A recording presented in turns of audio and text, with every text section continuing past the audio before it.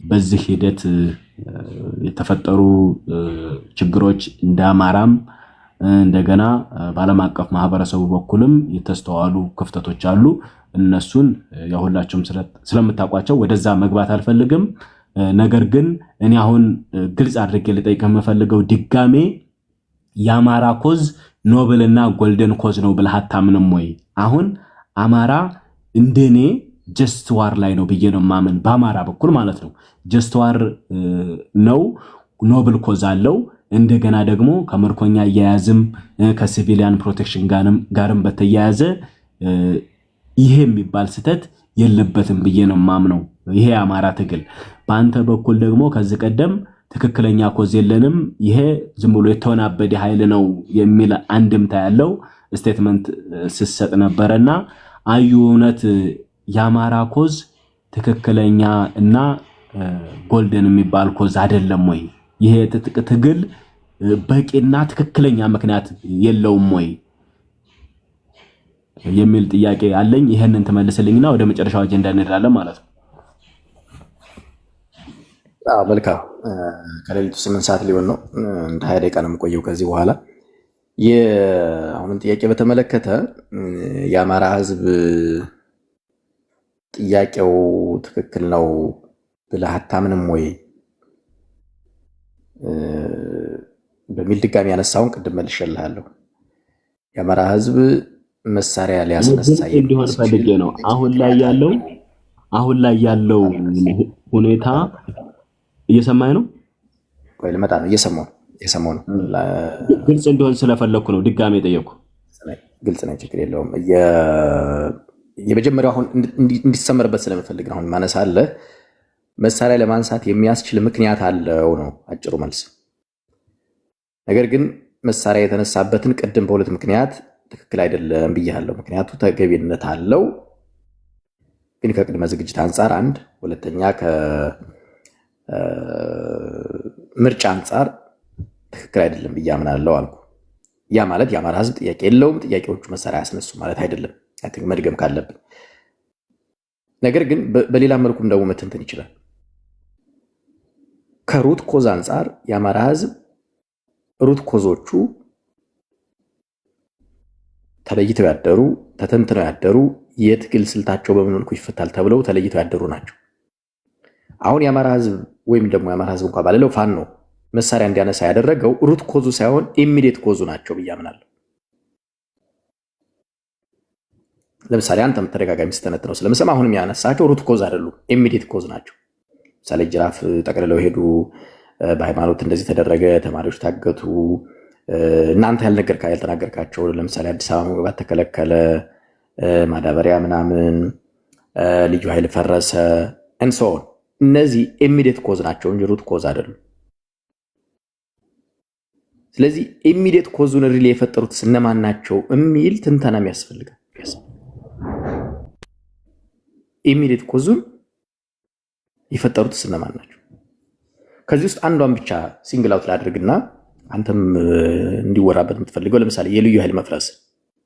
እኔ የልዩ ኃይል መፍረስን ልዩ ኃይሉ እንዲፈርስ ያደረገው ልዩ ኃይል እንዲፈርስ ያደረገው ፋኖ መሳሪያ እንዲያነሳ የሚፈልገውና አሁን ፋኖ ውስጥ ያለ አካል ነው ብዬ አምናለሁ። አንተ የምትለው የአብይ መንግስት ወይም ደግሞ የፌዴራል መንግስቱ የብልጽግናው መንግስት ሳይሆን አማራ መሳሪያ ማንሳት አለበት ብሎ የሚያምን አካል በሩት ኮዙ ሳይሆን በኢሚዲየት ኮዞቹ ላይ ትኩረት አድርጎ ስራ ይሰራ የነበረ አካል የአማራ ልዩ ኃይል እንዲበተን ስራ ሰርቷል ብዬ አምናለሁ። ማስረጃ ላምጣልህ።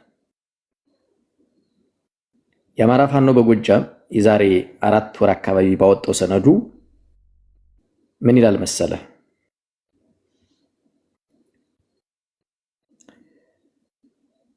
ከህዋትና ብልጽግና ጦርነት በኋላ ይላል። እዚህም ላይ ስህተት ነው ባይዞ ያንተም ላይ ያርምሃለሁ። በኋላ አንድ ማላምንበት ነገር ተናግረናል፣ በኋላ መጣበታለሁ። ከህዋትና ብልጽግና ጦርነት ጋር ተያይዞ ይላል። ሲጀመር የህዋትና የብልጽግና አይደለም የኢትዮጵያና የወያኔ ጦርነት ነው። እኔ በዛ ነው የማምነው። መልካም አጋጣሚ ያገኘው የአማራ ወጣት በያለበት መሰልጠኑንና መታጠቁን ስራ ብሎ ያዘው ይላል። ቀጥልና በሂደቱም በጠላት የሚዘወሩ የፋኖ አደረጃጀቶች እንዳሸን እንዲፈለፈሉ በር ተከፈተ። ሆኖም እዚህ ጋር ነው እንግዲህ እንዴት እንደፈረሰም ታውቀው።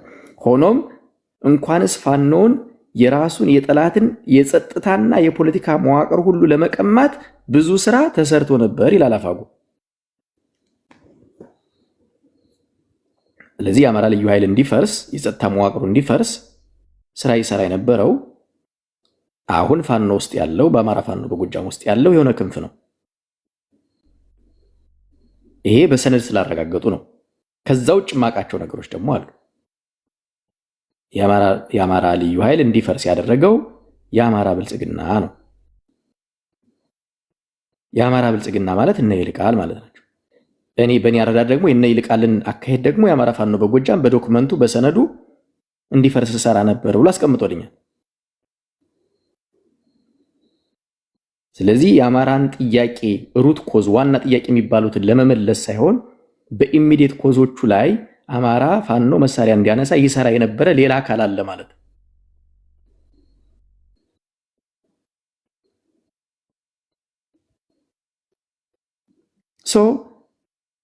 አንተ የምትነግረኝ እዚህ አደባባይ ላይ የሚነገረውን ሌት ተቀን እንትን የሚባለው ምናምን ነው።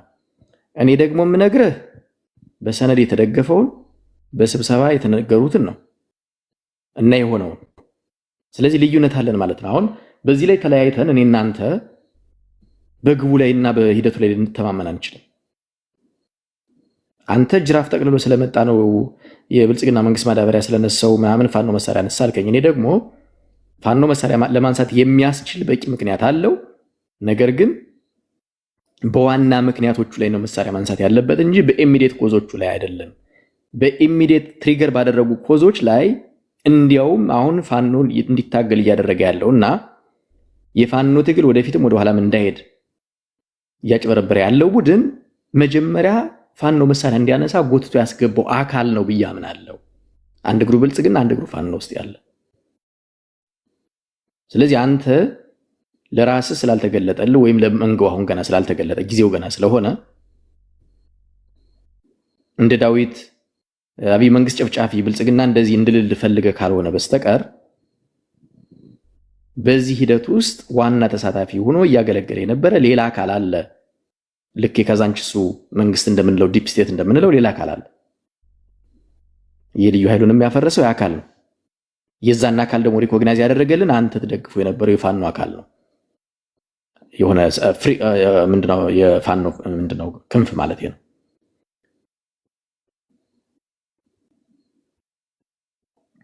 ስለዚህ በዋና የአማራ ጥያቄዎች ቨርሰስ በኢሚዲየት በመጡ ትሪገር ባደረጉ የአማራ ጥያቄዎች መካከል ለይተን ሐሳብ መስጠት ማንችል ከሆነ መዳረሻችን ይበላሻል። አሁን ባለው ትግል ላይም ትልቅ ፈተና የገጠማችሁ እናንተ እንመራለን ብላችሁ በምታስቡ ሰዎች ላይ በዚህ መልኩ ግምገማ ስለሌላችሁ ነው እንጂ ብልጽግና እኮ ደካማ መንግስት ነው። ብልጽግና አቅም ኖሮት አይደለም። አሁን በፋኖ ውስጥ የምናያቸው መሰረታዊ ችግሮች፣ የእርስ በርስ መገዳደሎች፣ አንዱ ባንዱ ላይ የሚያወጣው መግለጫ ሁሉ ትግሉ ከመጀመሩ በፊት የሆነ ስራ ይሰሩ የነበሩ አካላት ያንን ፍላጎታቸውን ትግሉ ውስጥ ይዘው ስለገቡ ነው። ይሄን ደፍራችሁ አትናገሩትም።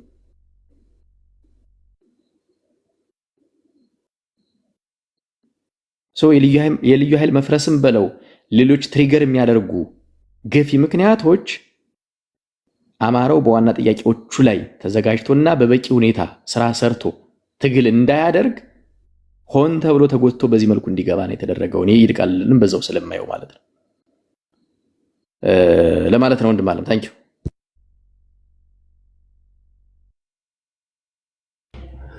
መልካም።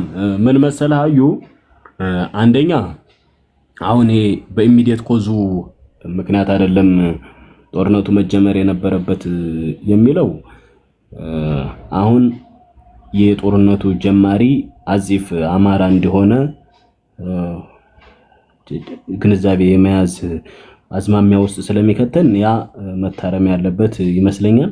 ሁለተኛ ሩት ኮዙም ይታወቃል። ስትራክቸራል ቫዮለንስ እንዳለ፣ ዳይሬክት ቫዮለንስ እንዳለ ይታወቃል፣ አማራን ታርጌት ያደረገ። ስለዚህ ስትራክቸራሊ በመንግስት መዋቅር፣ በፖሊሲ፣ በህግ ደረጃ አማራ እንደተገለለና ከማዕከላዊ መንግስትም እንደገና ደግሞ እዛው ባለበት ጭምር እየተሳደደ እንዳለ ግልጽ ነው እና ይሄ ስትራክቸራል ቫዮለንስ በዳይሬክት ቫዮለንስ ተኩሶ በመግደል እንደገና ደግሞ ወደ ሀገሪቱ መዲና አትገባም በማለት ከርስት ላይ በማፈናቀል እና በማገት እንዲሁም በመሰል ድርጊቶች የሚገለጽ ነው። ስለዚህ ስትራክቸራሊም እንደገና ደግሞ ዳይሬክትሊም አማራ ታርጌት የተደረገበት አግባብ እንዳለ ግልጽ ነው።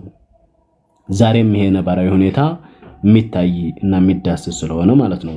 ሁለተኛ ስለ ኢሚዲየት ኮዙ ስለ ልዩ አንደኛው እንግዲህ የልዩ ኃይል መፍረስ ነው ከተባለ እንደ ኢሚዲየት ኮዝ የሚወሰደው የአማራ ልዩ ኃይል የፈረሰው አሁን ፋኖ ውስጥ ባሉ ግለሰቦች ምክንያት ነው የሚለው ያንተ ድምዳሜ ተቀባይነት ያለው ነው ብዬ አላምንም። ምክንያቱም አሁን ያለው ኃይል ልዩ ኃይሉን ማፍረስ ቢችል ኖሮ የአማራ ፖሊስን አፍርሶት አድማ በተናውን አፍርሶት ሚሊሻውን በትኖት ከዛ እንደ ክልል አንድ የጸጥታ ኃይል ኖሮን የአማራ ዲፌንስ ፎርስ ተገንብቶ እና የነበረ መከላከያንም ያፈርሱት ነበረ። መቼም የለመደ ልማድ ያሰርቃል ተማድ ይባላል። ስለዚህ እነሱ ናቸው ያፈረሱት የሚለው አንደኛ የነሱን አቅም ያላገናዘበ ነው። ምክንያቱም አቅም ቢኖራቸው የአማራ ልዩ ኃይልን ያክል አደረጃጀት ማፍረስ የቻሉ አካላት አሁን ያለውን የጸጥታ ኃይል ይሄን የተልፈሰፈሰና ሁለት ልብ ሆኖ የሚዋጋ ኃይል ለማፍረስ ምንም ጊዜ አይፈጅባቸውም ማለት ይቻላል።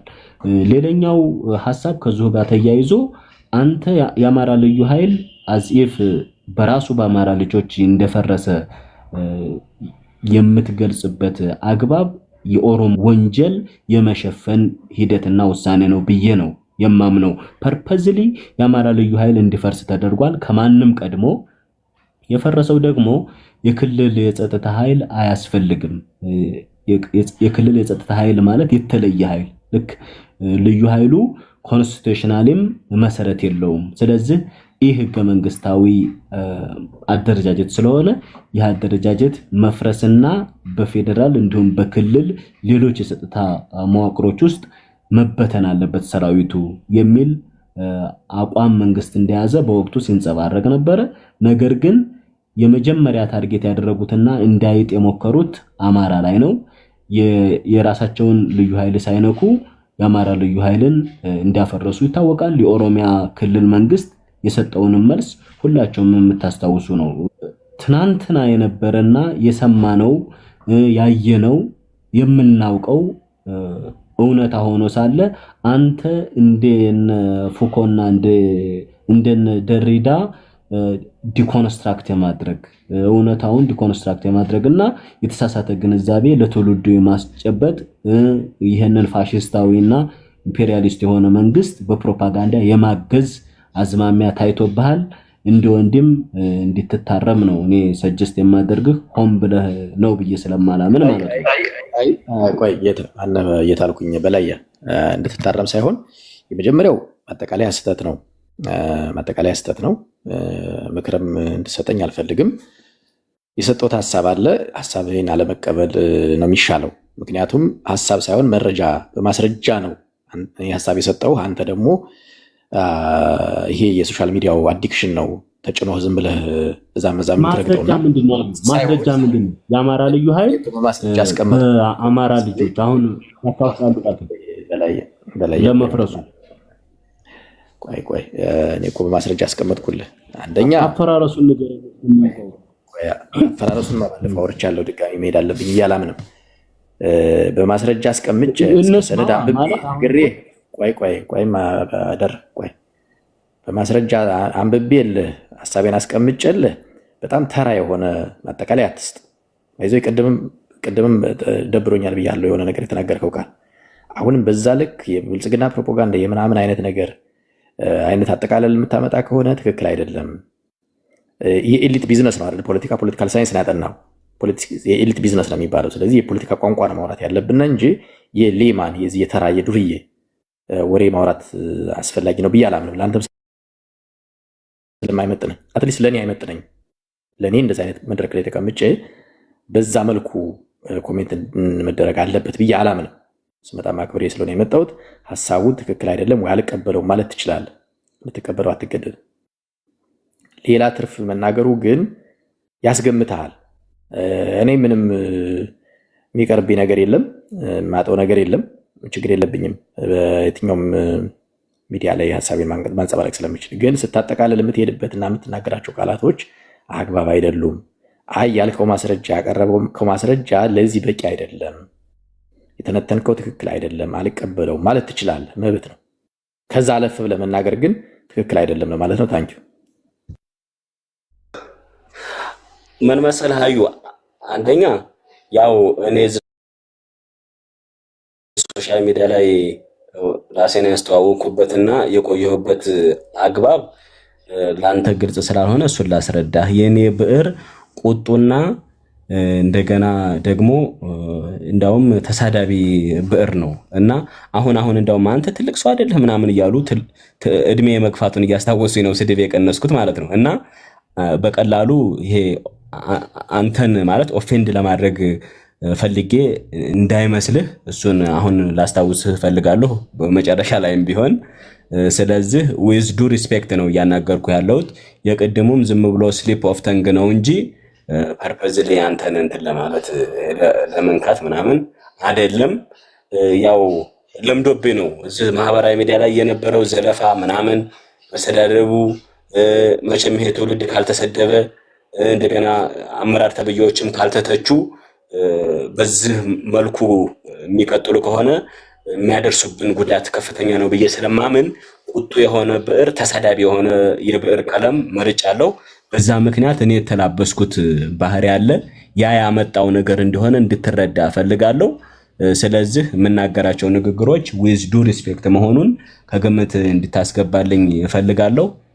የልዩ ኃይሉን መፍረስ በተመለከተ ያው አንተ ከላይ ያፈረሰው የምትለው አካል አለ። እኔ ደግሞ የአካል እንዳላፈረሰው አምናለሁ። እውነታውም መረጃ ልጨምር። እኔ ነካርየል ነበር ላልፍ የፈለግኩ ዲቴል ልንገርህ እና ከዛ በኋላ የራስህን እንትን በል። አንደኛ አሳይመንት ሰጥቼ ነበር።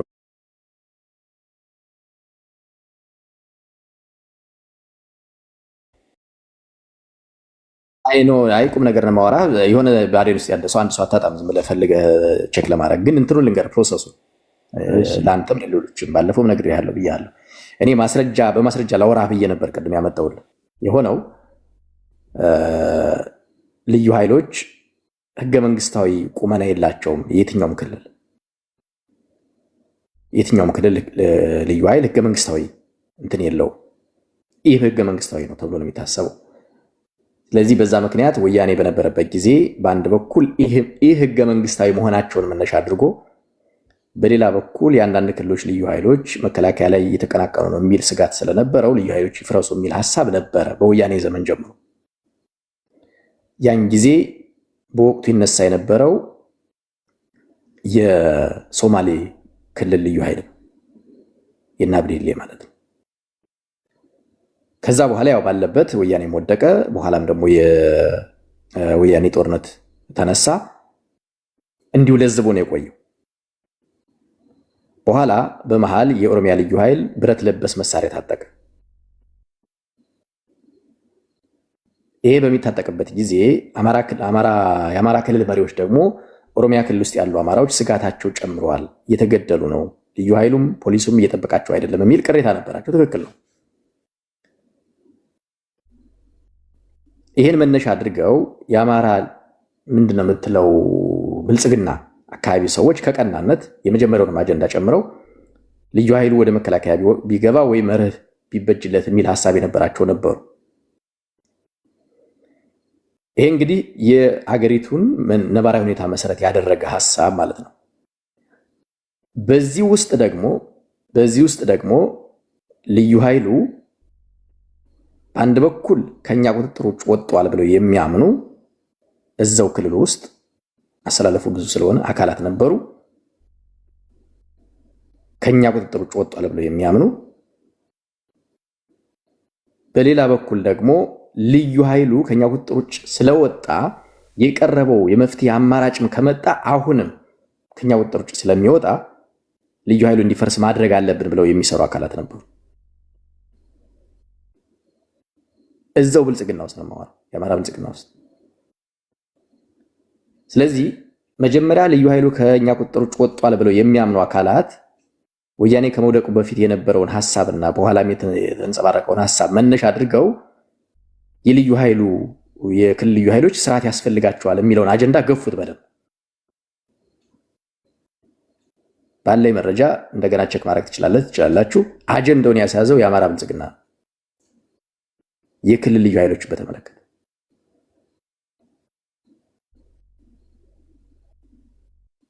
ስለዚህ አጀንዳ ካስያዘ በኋላ ጉዳዩ ሀገራዊ ስለነበር ቀድሞ የሚነሳ ስለነበር 3 መፍትሄ ነው የተቀመጠው። አንደኛው መከላከያ እንዲገቡ፣ ሁለተኛው የክልል ፖሊስ እንዲገቡ ህገ መንግስታዊ ስለሆነ የክልል ፖሊስ፣ ሶስተኛው አንገባም የሚሉ ገንዘብ ተሰጥቷቸው ወደ አካባቢያቸው እንዲሄዱ። ይሄ በፌደራል ደረጃ የተቀመጠ ነው፣ ለሁሉም ክልል ይወጣ። ቅድም ልዩ ኃይሉ ከቁጥጥራችን ወጥቷል ብሎ ያምናል ብዬ ያነሳውን ለአማራ ብልጽግና ውስጥ ያለው አካል ኢሚዲየትሊ እንደመጣ በእነዚህ መፍትሄዎችም ልዩ ኃይሉ ከተስማማ ከቁጥጥሬ ውጭ ይወጣል ብሎ ስለሚያምን፣ ምክንያቱም ወደ ፖሊስም ቢሄድ ስቲልም አለ ኃይሉ፣ ወደ መከላከያም ቢሄድ ስቲልም ኃይሉ አለ። ስለዚህ ይህ ኃይል መበተን ነበረበት። ደብዳቤውን በዕለቱ ወር በሁለተኛ ቀኑ አግባብ ያልሆነ ደብዳቤ አውጥቶ ሊክ እንዲደረግ አደረገው። ከዛ ልዩ ኃይሉ መሳሪያውን እያነሳ ጫካ እንዲገባ ተደረገ። ይሄንን ያደረገው የአማራ ልዩ ኃይል ነው፣ የአማራ ብልጽግና ነው። ይሄን የአማራ ብልጽግና የሰራውን ስራ ደግሞ አፋጎ በዶክመንት አረጋግጦ ከ2 ወር በፊት አውጥቶታል። ልዩ ኃይሉ እንዲፈርስ እንሰራ ነበር ብሎ። ስለዚህ ይሄንን እየመረረ ትውጠዋለህ እንጂ ይሄንን ስነግርህ አላስፈላጊ አሊጌሽን ውስጥ ከገባህ ትክክል አይደለም ነው። ብልጽግና ወር ምንድነው የምትለው? የኦሮሞ ብልጽግና የምንተችበት የምንከስበት አግባብ የሆኑ ጥያቄዎች አሉ፣ ከበቂ በላይ ምክንያቶች አሉ። ልዩ ኃይሉን ያፈረሰው ግን የአማራ ብልጽግና፣ ለዛውም ከአማራ ብልጽግና ውስጥ ፍራክሽኑ ለእኔ ስጋቴ ነው አይታዘዘኝም ብሎ የሚያምን አካል ስለነበረ ነው፣ ወይም የኔ አይደለም ብሎ የሚያምን አካል ስለነበረ። ይሄው ኃይል ደግሞ በተመሳሳይ ይሄው ኃይል ደግሞ ልዩ ኃይሉን ኦሮሞ መንግስት አፈረሰብህ ብሎ ደግሞ ልዩ ኃይሉ አብሮ እንዲያመጽ ደግሞ አድርጓል።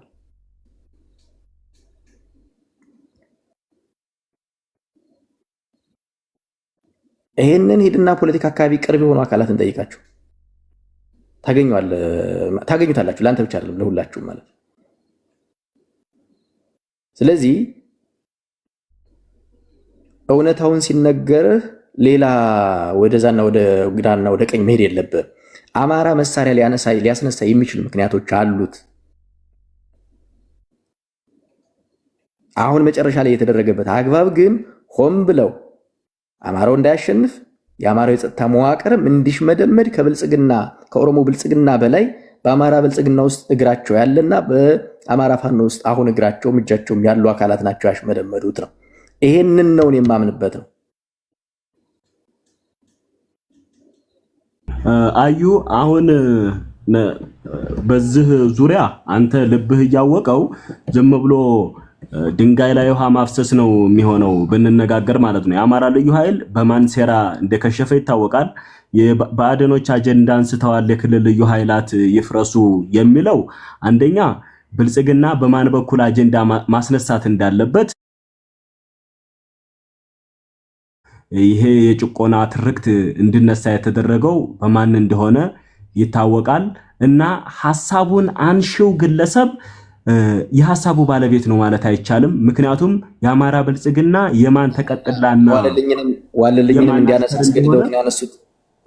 የዋለልኝንም ሐሳብ ሌሎች እንዲያነሳ አስገድደውት ነው ያነሱት ብለን የምታምን የሚሉ አሉ። ጽሁፉም የሱ አይደለም። አንደኛ የእንትን የቋንቋው ሰብስታንስ ጭምር የሷ ለመሆኑን አስረጅ ነው ይላሉ። ሁለተኛ ባለፈውም እርግጠኛ ባልሆንም 3 ወር ምናምን ነው ቢሆነው ዶክተር አሰፋ ነጋሽ እንደዛ ከሆነ ጥሩ ነው። እሺ አዩ ሆነ ይዋልልኝ ነው በዛ ከተግባባን ችግር የለም። ገዝቻለሁ እሱን ሀሳብ እሱን ከገዛን ቆይ የአማራ ብልጽግና በሱ ተስማማን አልኩ። የአማራ ብልጽግና አነሳው ልበልህና ቆይ አብይ በአማራ ብልጽግና በኩል አነሳው የሚለው ልውሰድልን። ሆልድ ኦን አሁን የውይይታችን ህግ አትጣስ። እስከምትጨርስ ጠብቄሃለሁ። የኔ ተራ ነው። ስለዚህ ታድባለህ ማለት ነው። ምን መሰለህ አሁን አንተ የአማራ ብልጽግናን እንደ እውቀት ምንጭ እየወሰድክ ነው ያለው። እነሱ ሐሳብ ስላነሱ አልክ። ከመቼ ወዲህ ነው የአማራ ብልጽግና ሐሳብ አንስቶ ፖለቲካ ሰርቶ የሚያውቀው? አንደኛ እነሱ አብይ በሉ ያላቸውን የሚሉ በቀቀኖች እንጂ ሐሳብ ያላቸው የህዝብ እንደራሴዎች እንዳልሆኑ ልብ ያውቀዋል። ስለዚህ እነሱ ተናገሩ፣ ሐሳብ አነሱ፣ ጣሉ የሚለው ነገር በፍጹም ተቀባይነት ሊኖረው አይችልም። ይህንን በተመለከተ ለልዩ ኃይሉ ቅርበት ያላቸው ወንድም እህቶች ከነበሩ ከነሱ አፍ ብንሰማ የተሻለ ይመስለኛልና ገላጋይ የሆነ ሐሳብ የሚያነሱ ማለትም በእውነትና በእውቀት የልዩ ኃይሉን መፍረስ በተመለከተ ማለት ነው ሐሳብ የሚሰጡን ሰዎች ስለምንፈልግ ምናልባት ከታች የአማራ ልዩ ኃይል አይ ቲንክ አመራሮች እንኳን ይኖሩ አይመስለኝም፣ ግን ልዩ ኃይሉን በማደራጀት አስተዋጽኦ የነበራቸው ወንድሞች ካሉ ለነሱ እድል ብንሰጥ ይገላግለናል ብዬ አምናለሁኝ። ለምሳሌ አሸናፊ ካለ አይ ቲንክ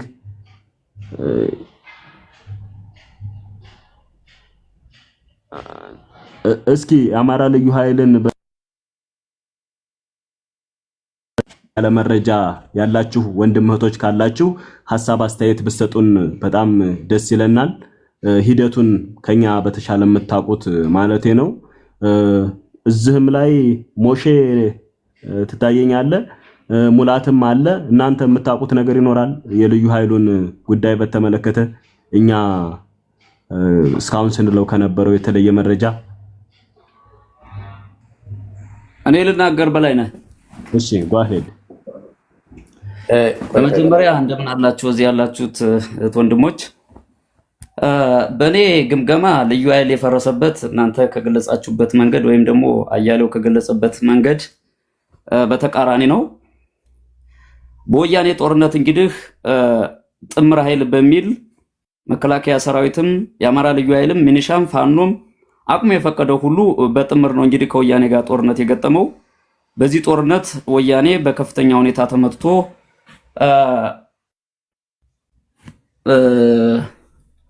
አድዋ አካባቢ ሲደርስ ነው እንግዲህ ወርቃምባ ወይም እዛ አካባቢ ሲደርስ የፕሪቶሪያ ስምምነት መጥቶ ወያኔ የታደገበት የፕሪቶሪያ ስምምነት እንዲመጣ የተደረገው። ያም ስምምነት ከተደረገ በኋላ አማራ አልተወከለም። የአማራ ብልጽግና የተወከሉ አሉ፣ ተወክለም ብለው ይሄዱ አሉ። ሂደውም ያን ያህል ግፊት ያደረጉ የለም። አንድ ግለሰብ ብቻ ነው፣ አቶ ጌታቸው ጀንበር መሰለኝ። እሱ ተቃውሟል፣ የሚችለውን ሞክሯል። ክሬዲቱን መስጠት ፈልጋለሁ። ከዛ ውጭ ያለው አድርጎ የተባለውን ነው አድርጎ የተመለሰው። ከተመለሰ በኋላም አቅም ባይኖረውም ቆዝሟል። እኛ አልተወከልነበትም አደጋ ነው የሚል ነገርም እንግዲህ በካሬ ደረጃ ባይወያዩበትም ይህን ነገር እንዲቀሰቅሱ ለህዝቡ ፕሮፓጋንዳም እንዲሰሩ ተብሎ ሊክድ የተደረገበት ሁኔታ አለ። ዙሮ ዙሮ ምንድነው የፕሪቶሪያ ስምምነት ወያኔን የታደገበት ስምምነት ነው። በዛ ስምምነት መሰረትም የፕሪቶሪያው ስምምነት አማራን የሚጠቅሙ ወይም ደግሞ የወልቃይትና የራያን ጉዳዮች የሚጠቅም ስምምነት ያለው ቢሆንም ከዛ ስምምነት በኋላ በሐላላ ኬላና ኬንያ ላይ የተደረገው ስምምነት ከወያኔዎቹ ጋር የአማራውን ኃይል መምታት እንችላለን፣ የአማራውን ኃይል በጋራ ከመታነው በኋላ የሻዕቢያን ኃይልም የጋራ ጠላታችን ስለሆነ እንመተዋለን የሚል ስምምነት ነው የተስማሙ። በዚህ መሰረትም የአማራ ኃይል ትጥቁን መፍታት አለበት፣ ልዩ ኃይሉ ትጥቁን መፍታት አለበት። ከዛ በኋላ ያለውን የፋኖን ኃይል ደግሞ መምታት አለብን። ምክንያቱም የፋኖ ኃይል በህልውና ጦርነቱ በሰራንለት ያልተገባ ፕሮፓጋንዳ ከፍተኛ የህዝብ ተቀባይነት ስላገኘ ለኛ አደጋ ነው፣ ለጋራችን አደጋ ነው በሚል እንግዲህ በፋኖ ላይ ያውሉ ሙከራ ተደርጓል። ወደ 13000 ገዳማ እንግዲህ የፋኖ ኃይልነ ተብሎ የታሰረበትን ሁኔታ የምናውቀው ነው። አንዱ ከዛ ሊስት ውስጥም እኔ ነበርኩ። መረጃ ደርሶኝ ነው ወደ ባህር ዳር ነበርኩ፣ ወደ ጎንደር እጄ ልተርፍ የቻልኩት። ከዛ በኋላ እንግዲህ ልዩ ኃይሉ እንዲፈርስ የተደረገበት የአማራ ህዝብ ሳይወያይ እንዲፈርስ ተደረገ። በብጣሽ ወረቀት ነው መሳሪያን አስቀምጥና ተበተነ የተባለው። በዚህ ጊዜ ነው እንግዲህ የአማራ ህዝብ ጠባቂ አይችልም በሚል ወደ ትግል የተገባው ማለት ነው። ሀብሎ የህልውና ጦርነቱ የተጀመረው ወይም ደግሞ ጦርነቱ በፋኖ የተጀመረው ጦርነት ያኔ ነው። የመፍረሱ ሂደትም ከዚህ ላይ ይጀምራል። በዚህ ሂደት እንግዲህ በታቀደው መሰረት ብአዴን ለማፍረስ ተልኮውን ለማሳካት በሄደበት ርቀት መሄድ ስላልቻለ ከቁጥጥር ውጭ ሆኗል። የፌዴራል ኃይሉ ገብቶ ጸጥታ ያስከብርልኝ የሚል ታሪካዊ አሳፋሪ ነገ በታሪክ የሚያስጠይቅ ደብዳቤ ተጻፈውም ያኔ ነው። የልዩ ኃይሉ መፍረስ እኔ በዚህ መንገድ ነው የምረዳው። ሌላው እንግዲህ ልዩ ኃይል እንዲፈርስ በህገ መንግስቱ አልተቀመጠም። በአሰራር ወያኔ ያስቀመጠው ነው አይነው አውቃለሁ።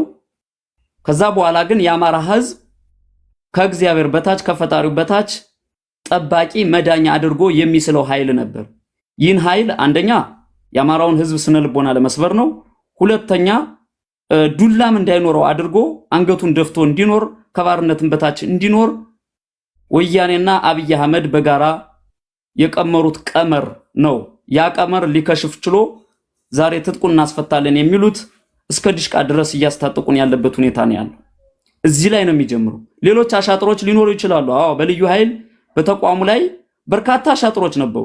በዛም እኔም አውቃለሁ በቅርበት የልዩ ኃይል ከፍተኛ አመራሮች ቤተሰቦችም ስላሉኝ እያንዳንዱን አሻጥሩን አውቀዋለሁ። አሻጥር ነበረ።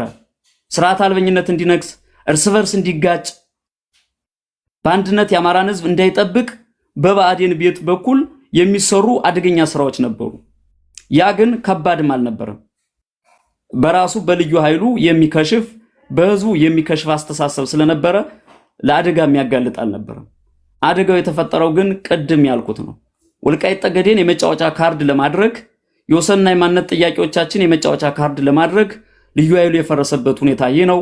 አሁን ላይ የቀይ ባህር ሌሎችም ጦርነቶች በናሽናል ኢንተረስት ስም የሚጎሰሙ ጦርነቶችን ለማካሄድ ምቹ ሁኔታን ለመፍጠር የተደረገ ነው እላለሁ። ሌላ ጥያቄ ካለ እመልሳለሁ።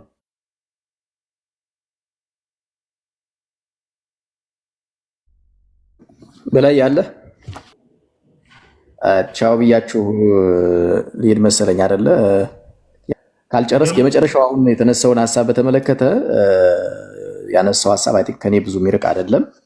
በተወሰነ መልኩ ትክክል ነው። እኔም ልዩ ኃይሉ እንዲፈርስ የተደረገው የወልቃይትንም ጉዳይ አጣብቂኝ ውስጥ ለመክተት የሚፈልጉ አካላት ያደረጉት ነው ብዬ አምናለሁ። በዚህ ውስጥ በአፍራሽነት የምከሳቸው አካላትም አብረው አሉ የሚል ግምገማ ነው ያለኝ። ረዘም ያሉ እጆች ያሉበት ስለሆነ እንዲህ በቀላሉ ዝም ብሎ የሚተነተን አይደለም። በብጣሽ ወረቀት በአጭር ጊዜ እንዲሆንም የተደረገበት መሰረታዊ ምክንያት ይሄ እንዲሆን የሚፈልጉ አካላት ያን ያህል የአማራ ስነ ልቦና ይዞ የተገነባ ልዩ ኃይል በርካታ ሀብት የፈሰሰበት መዋቅሩን እኛ አንመራውም፣ ቁጥሩ ለእኛ የማይታዘዝ ነው ብላ በሚል የውስጥ ግምገማ የተወሰኑ ኃይሎችም አብረው እዛ ውስጥ እንዲገቡ ተደርጎ ነው ልዩ ኃይሉ እንዲፈርስ የተደረገው። ይሄ በጣም አደገኛ የሆነ የፖለቲካል ኮንስፓይሬሲ የተሰራበት ስለሆነ ነው። ጠቅልሎ ለአንድ አካል መስጠት ለፖለቲካችን መፍትሄ አይሆንም፣ መጋፈጥ ነው የሚያስፈልገው የሚል እምነት ስላለኝ ነው ይህን ማነሰው። ምናልባት አሁን ያነሷቸውን ጉዳዮች ከ2 ከ3 ዓመት በኋላ አንዳንዶቻችሁ ከኔ በላይ ልትናገሯቸው እንደምትችሉ አምናለሁ። ምክንያቱም አሁን እርሊ ስቴጅ ላይ ያለነው፣ በጣም ብዙ ችግሮች አእምሯችን ወጥረዋቸዋል። መረጃዎችም አልወጡም፣ ሊክ አልተደረጉ፣ ዝም ብለው እንደታፈኑ ነው ያሉት።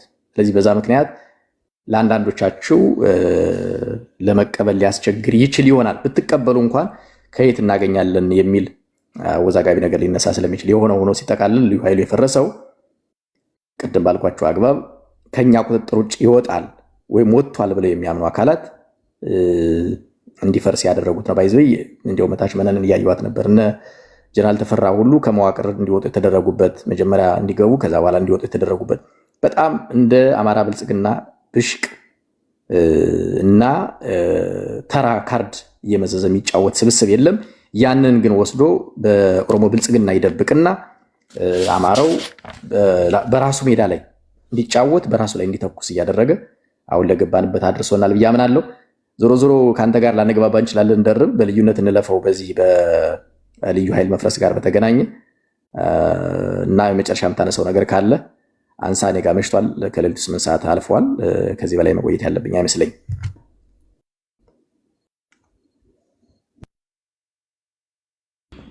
የመጨረሻው ነገር በ2018 ፋኖ ምን ያድርግ የሚለው ነው። በዚህ ዙሪያ አንተ ሪከመንድ የምታደርገው ነገር ካለ ሀሳብ አስተያየት እንድትሰጥ ይሄው መድረኩ ተከፍቶልሃል። ታንኪዩ። ከፋኖ አንጻር 2018ን ምን ያድርግ የሚለውን አሁን ፋኖ ላይ ምን ችግሮች አሉ ከሚለው ላይ ተነስተን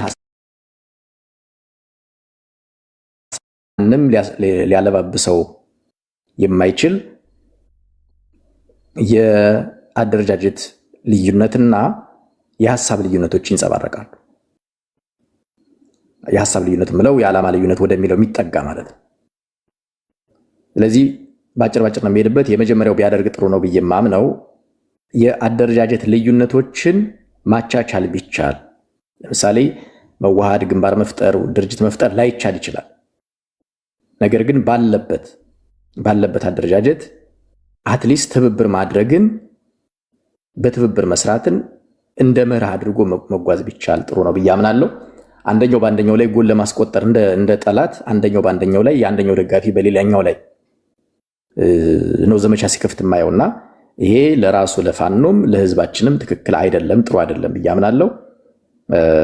ትብብርን እንደ መርህ አድርጎ ቢይዝ የሚል ነገር አለ። ከአደረጃጀት አንጻር ከዓላማ አንጻር የዓላማ ጥያቄ የሚነሳባቸው ስብስቦች ወይ ግለሰቦች አሉ።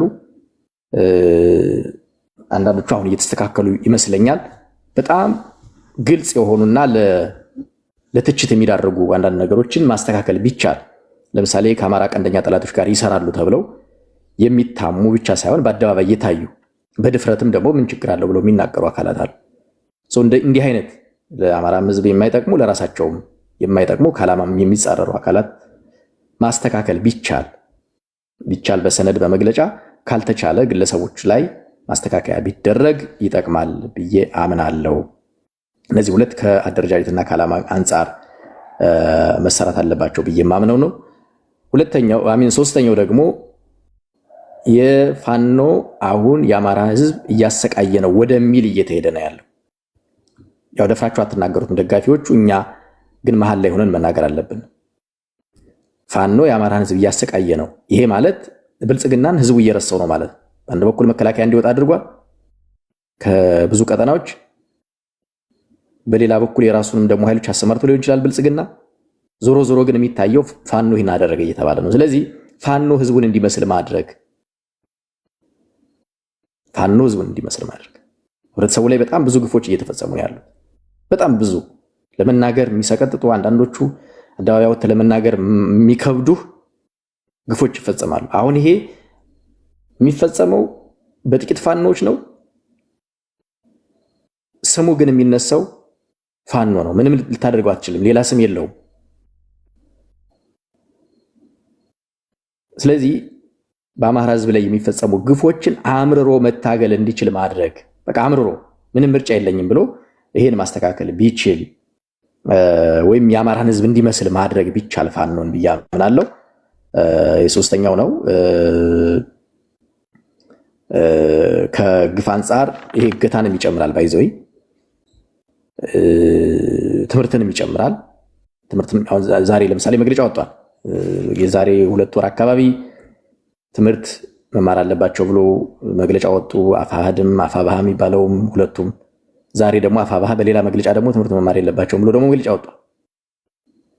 እንዲህ አይነት ትክክል ያልሆኑ ለአማራ ህዝብ የማይጠቅሙ ለራሳቸው አደረጃጀትም የማይጠቅሙ እንደውም እውነት ለመናገር ህፃናቶች ነው የሚመሩት እንድትል ሁሉ የሚያደርግ አይነት ነገር የሚያስገምትም ጭምር በሌሎች ዘንድ ተስፋ የሚያደርገውን የአማራን ትግል የሚያስገምት አይነት ነገር ሲሰሩ ታያለ። ስለዚህ የአማራን ህዝብ መልክ የሚመስሉ ስራዎች መስራት ቢቻል ጥሩ ነው ብዬ አምናለሁ።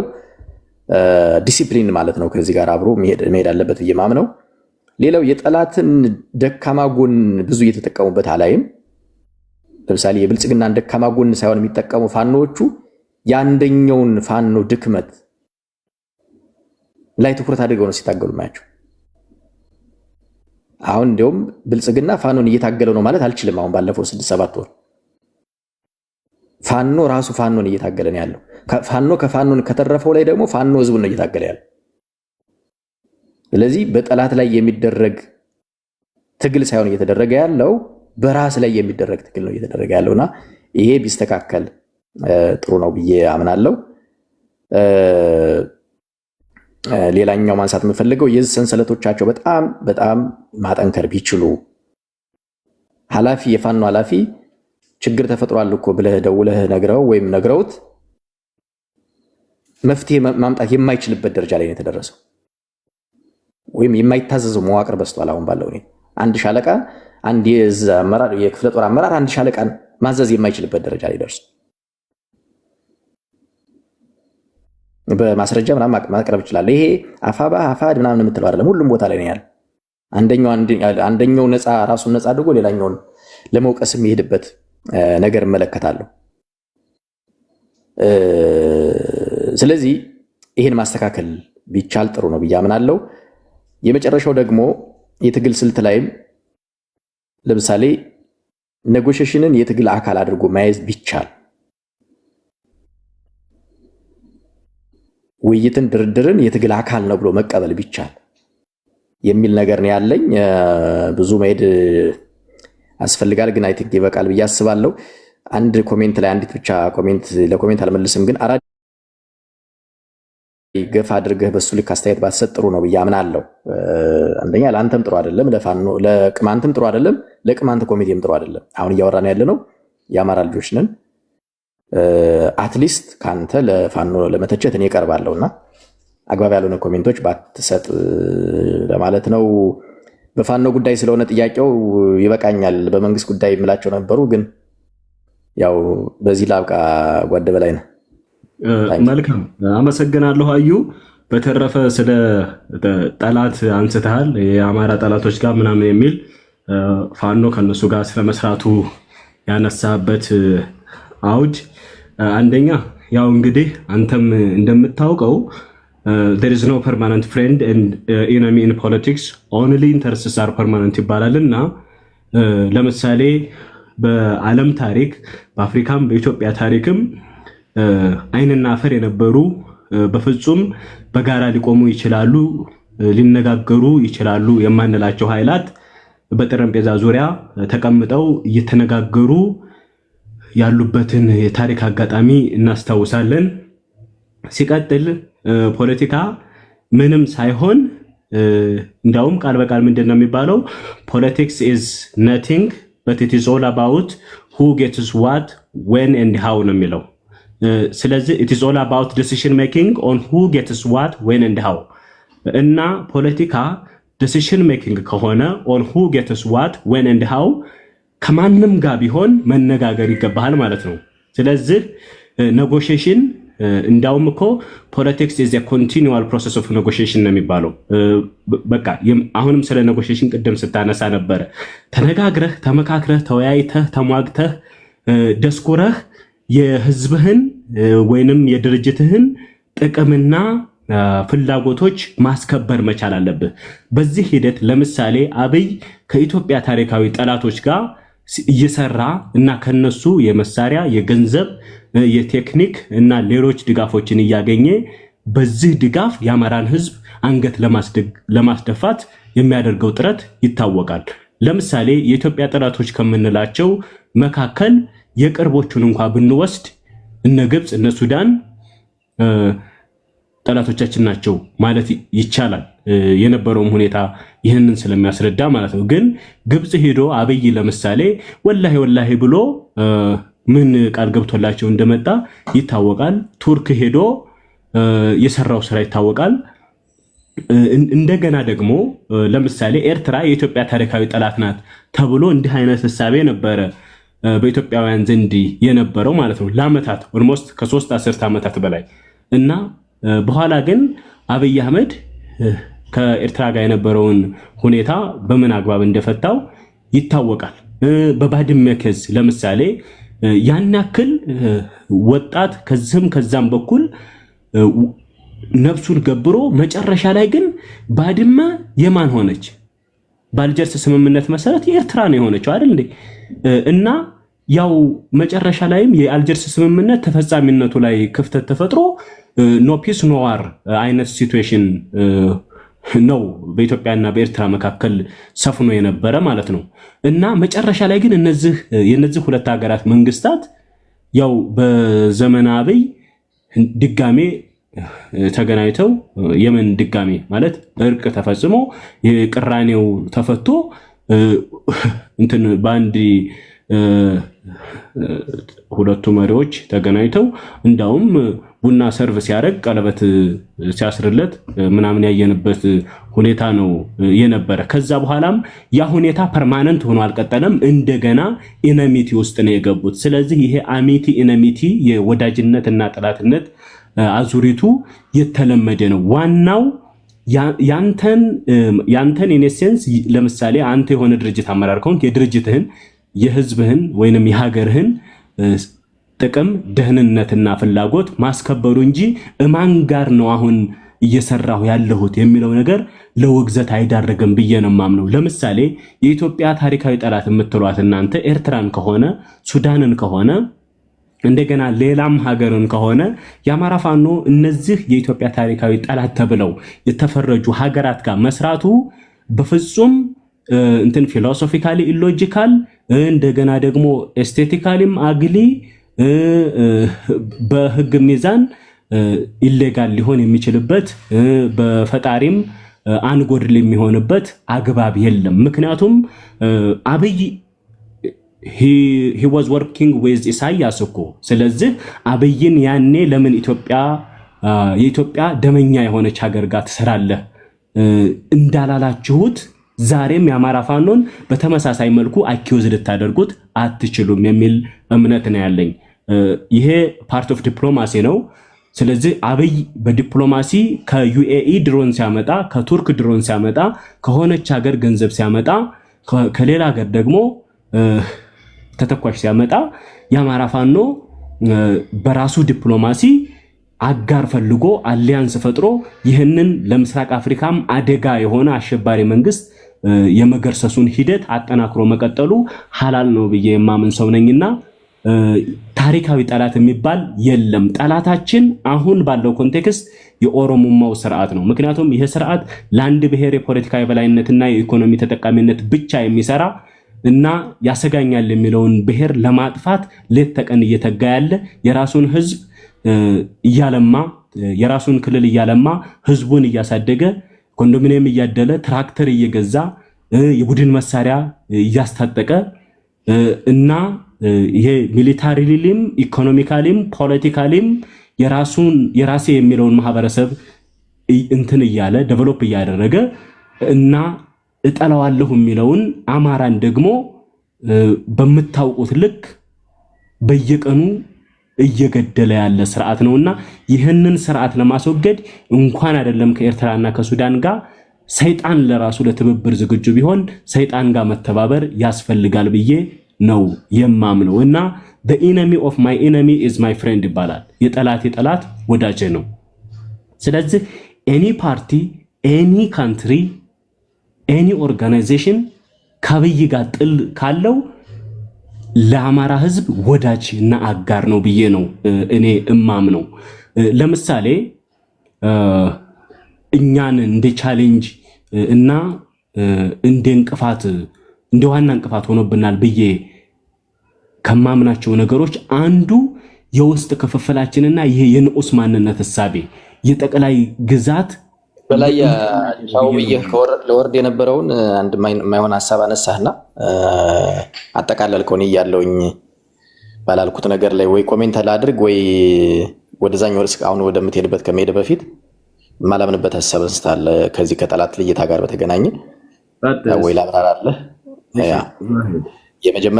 የመጀመሪያው ከጠላት ጋር አብረህ የምትሰራው ኢንተረስቶችን ኮምፕሮማይዝ አድርገህ አይደለም።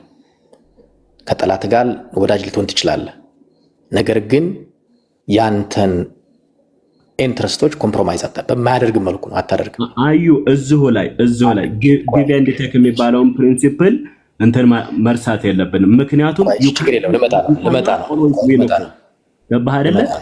some of your interests ኮምፕሮማይዝ መደረግ አለባቸው። ልመጣ ነው ወደዛ እንደማለት።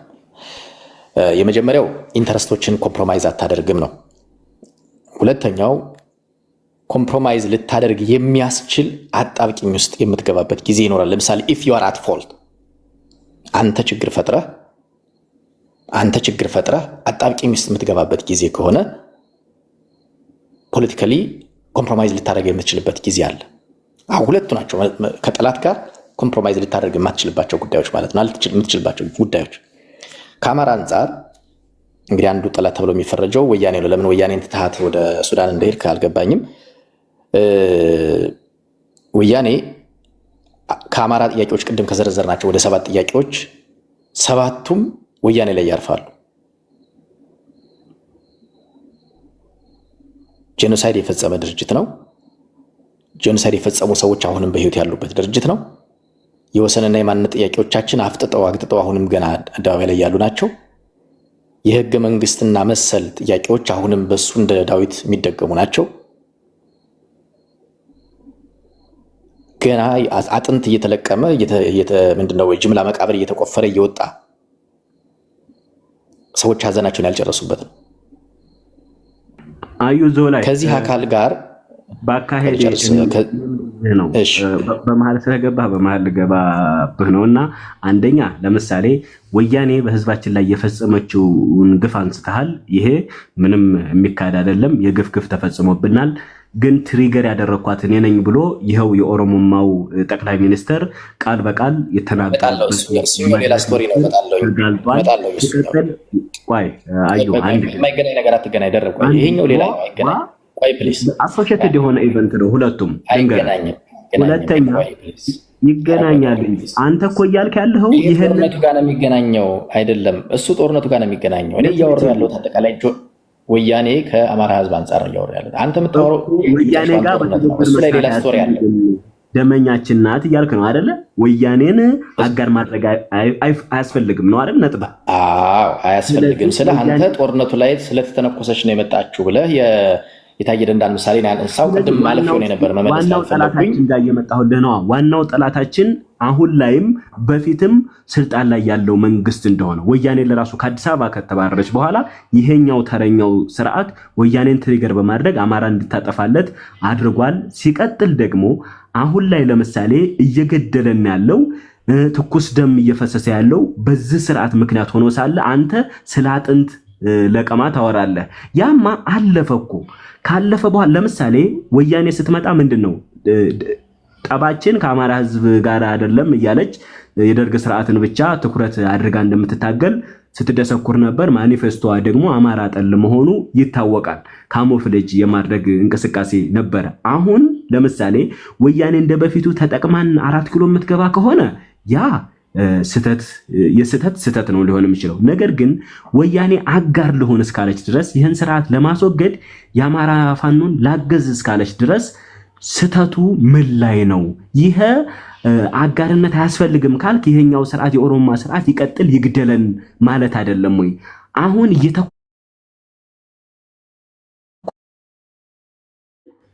እንኳን ወያኔ ጋር አይደለም ሌላ አካል ጋርስ ብናብር ምንድነው ስህተቱ የሚል ጥያቄ ነው ያለ።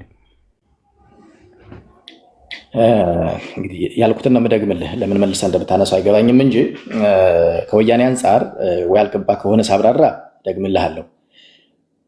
ከኤነሚዎች ጋር አብረህ የምትሰራባቸው ጊዜዎች መቼ ናቸው ብዬ አብራራውልህ።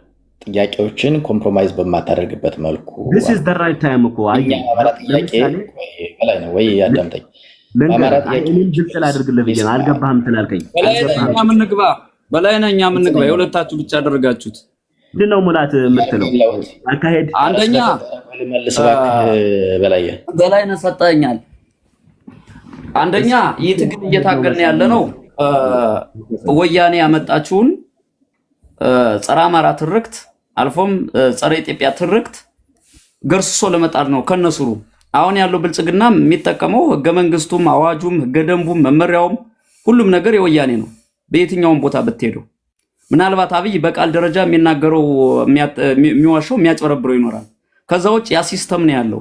ወያኔ በጫካ ላይ ያረቀቀው ወያኔ ከጫካ ከወጣ በኋላም ያዘጋጀውን አሰራር ፕሮሲጀር አዋጅ ነው እየተከተልን ያለ ነው። የተቀየረ ነገር አንድም ነገር የለም። ስለዚህ ምንድነው ከወያኔ ሲስተም ጋር የሚገናኝ የትግል መስመር የትግል አካሄድ ሊኖር አይችልም። በእኔ ቋንቋም ወያኔ ታሪካዊ ጠላት ናት። በፋኖ በኩልም ያስተሳሰባል። ምናልባት አንዳንድ ግለሰቦች ወያኔ ጋር ምናምን ሊገናኙ ይችላሉ። ያን አይደለም። እንደ ህዝብ የአማራ ህዝብ ትግል ግን ወያኔን አጋር አድርጎ የሄደበት ማስረጃም የለም፣ ያደረገውም ነገርም የለም። ከዚህ ውጭ በጎረቤት ሀገሮች የአማራን ህዝብ ጥቅም በማይጎዳ መንገድ ግንኙነት ሊያደርግ ይችላል፣ በዲፕሎማሲ ሊገናኝ ይችላል። ወያኔ ጋር ባለው ሂደት ግን ወያኔ በራሷ አብይን እጥላለሁ ካለች መግጠም መብቷ ነው። በዚህ መንገድ ታክቲካሊ ልታግዝ ትችላለች። በጦርነት ሂደት ግን ከፋኖ ጋር ሆኜ ወልቃይት ገብቼ ከዚህን ተሻግሬ ወይም ራያ ቆቦ ሆኜ አብሬ ጦር ጋር ተሰማርቼ ከፋኖ ጋር ሆኜ እየመራው ሊድ የሚለው ያንን እስካሁን ማንም ያደረገም የለም፣ ወደፊትም ሊደረግም አይችልም። ምናልባት ተራማጅ የሆነ የትግራይ ወጣት ካለ የሚወጣ ከሆነ ከዛ ጋር ልሰራ ትችላለህ። ምክንያቱም ትግራይ የኢትዮጵያ አካል እስከሆነ ድረስ ማለት ነው። በአጠቃላይ ግን እየታገልን ያለ ነው ሲስተምን የመቀየር ነው።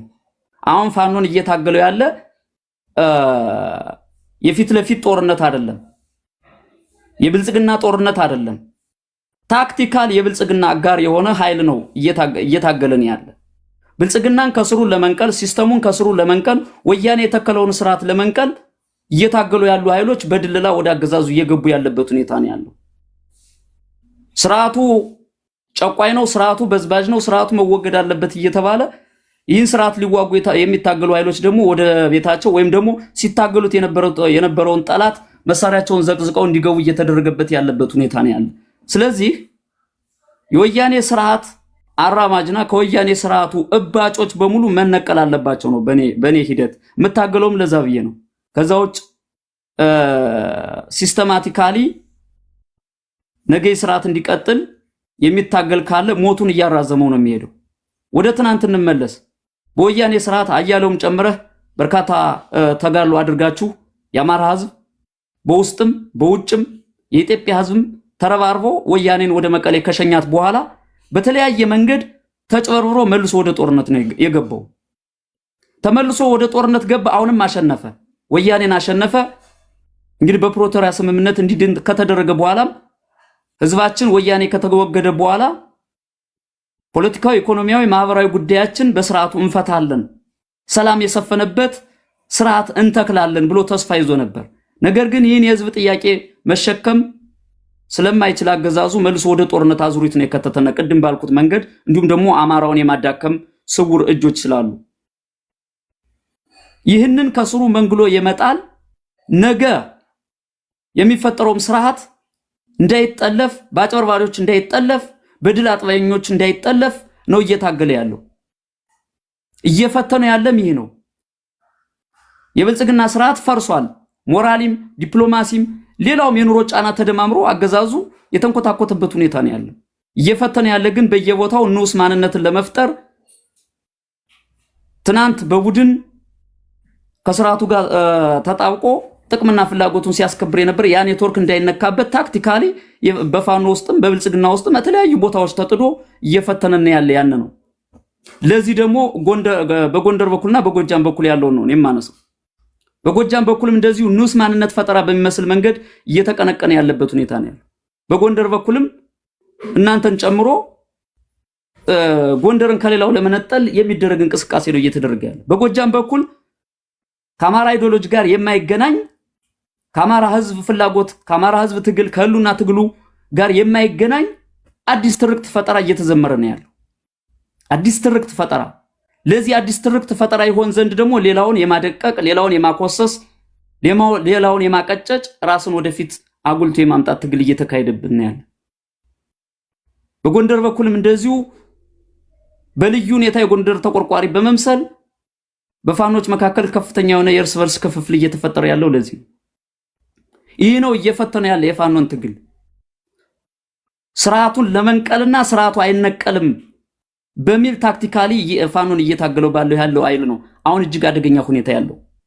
ቅድም አያሌው አንስታል። በፋኖ በኩል ከፍተኛ ዘረፋ እየተፈጸመ ነው። ህዝባችን በዚህ ሰዓት በሁሉም ቦታ ከፍተኛ ምሬት ላይ ነው ያለው።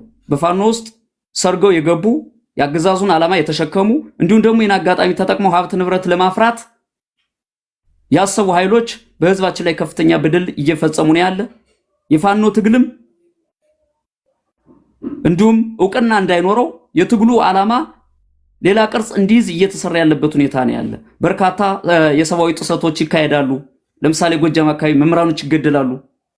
እንዲሁም ከተማረኩ በኋላ ሲቪል አመራሮች ተገለዋል።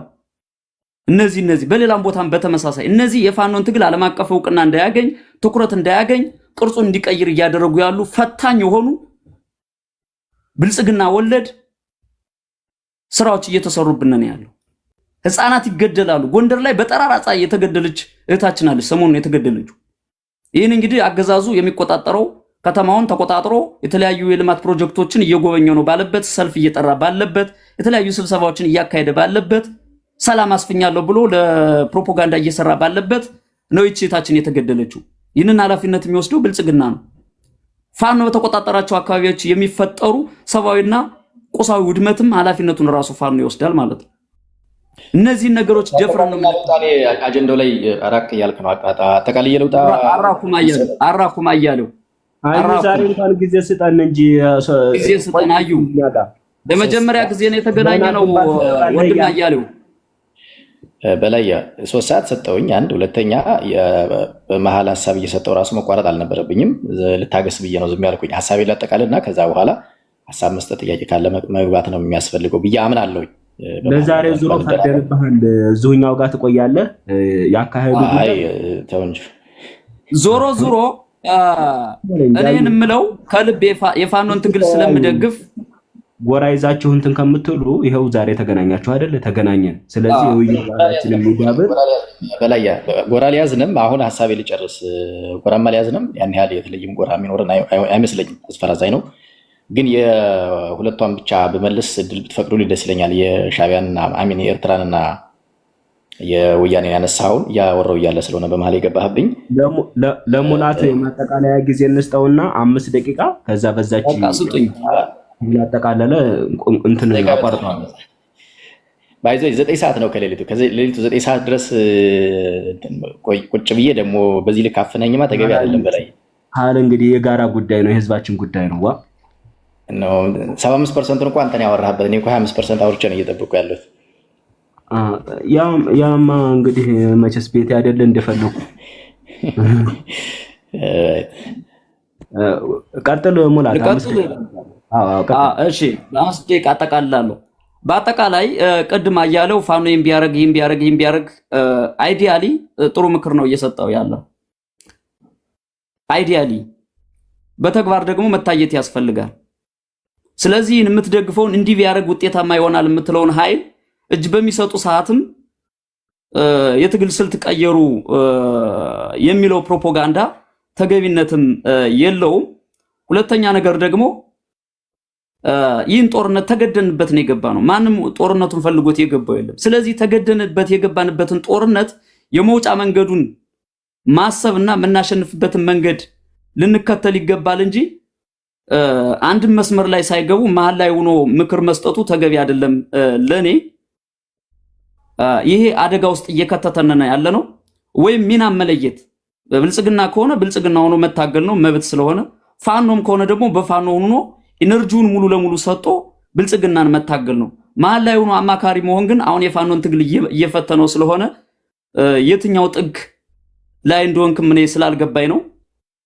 ጥግን አውቆ መታገል ጥሩ ነው። በሐሳብ ልትግባባ ትችላለህ፣ ላትግባባም ትችላለህ።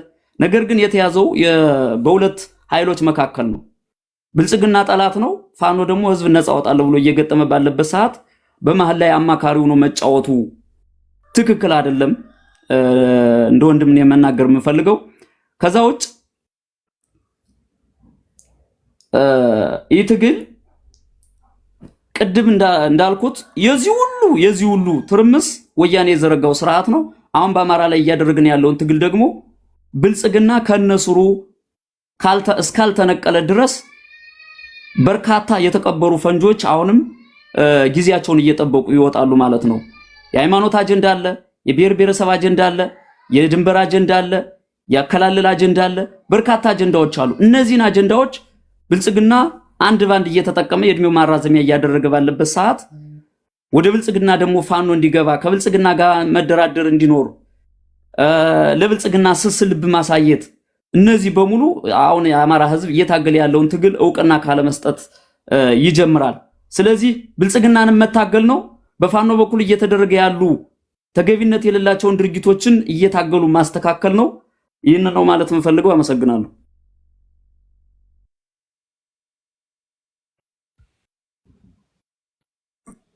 በላይነህ አለ።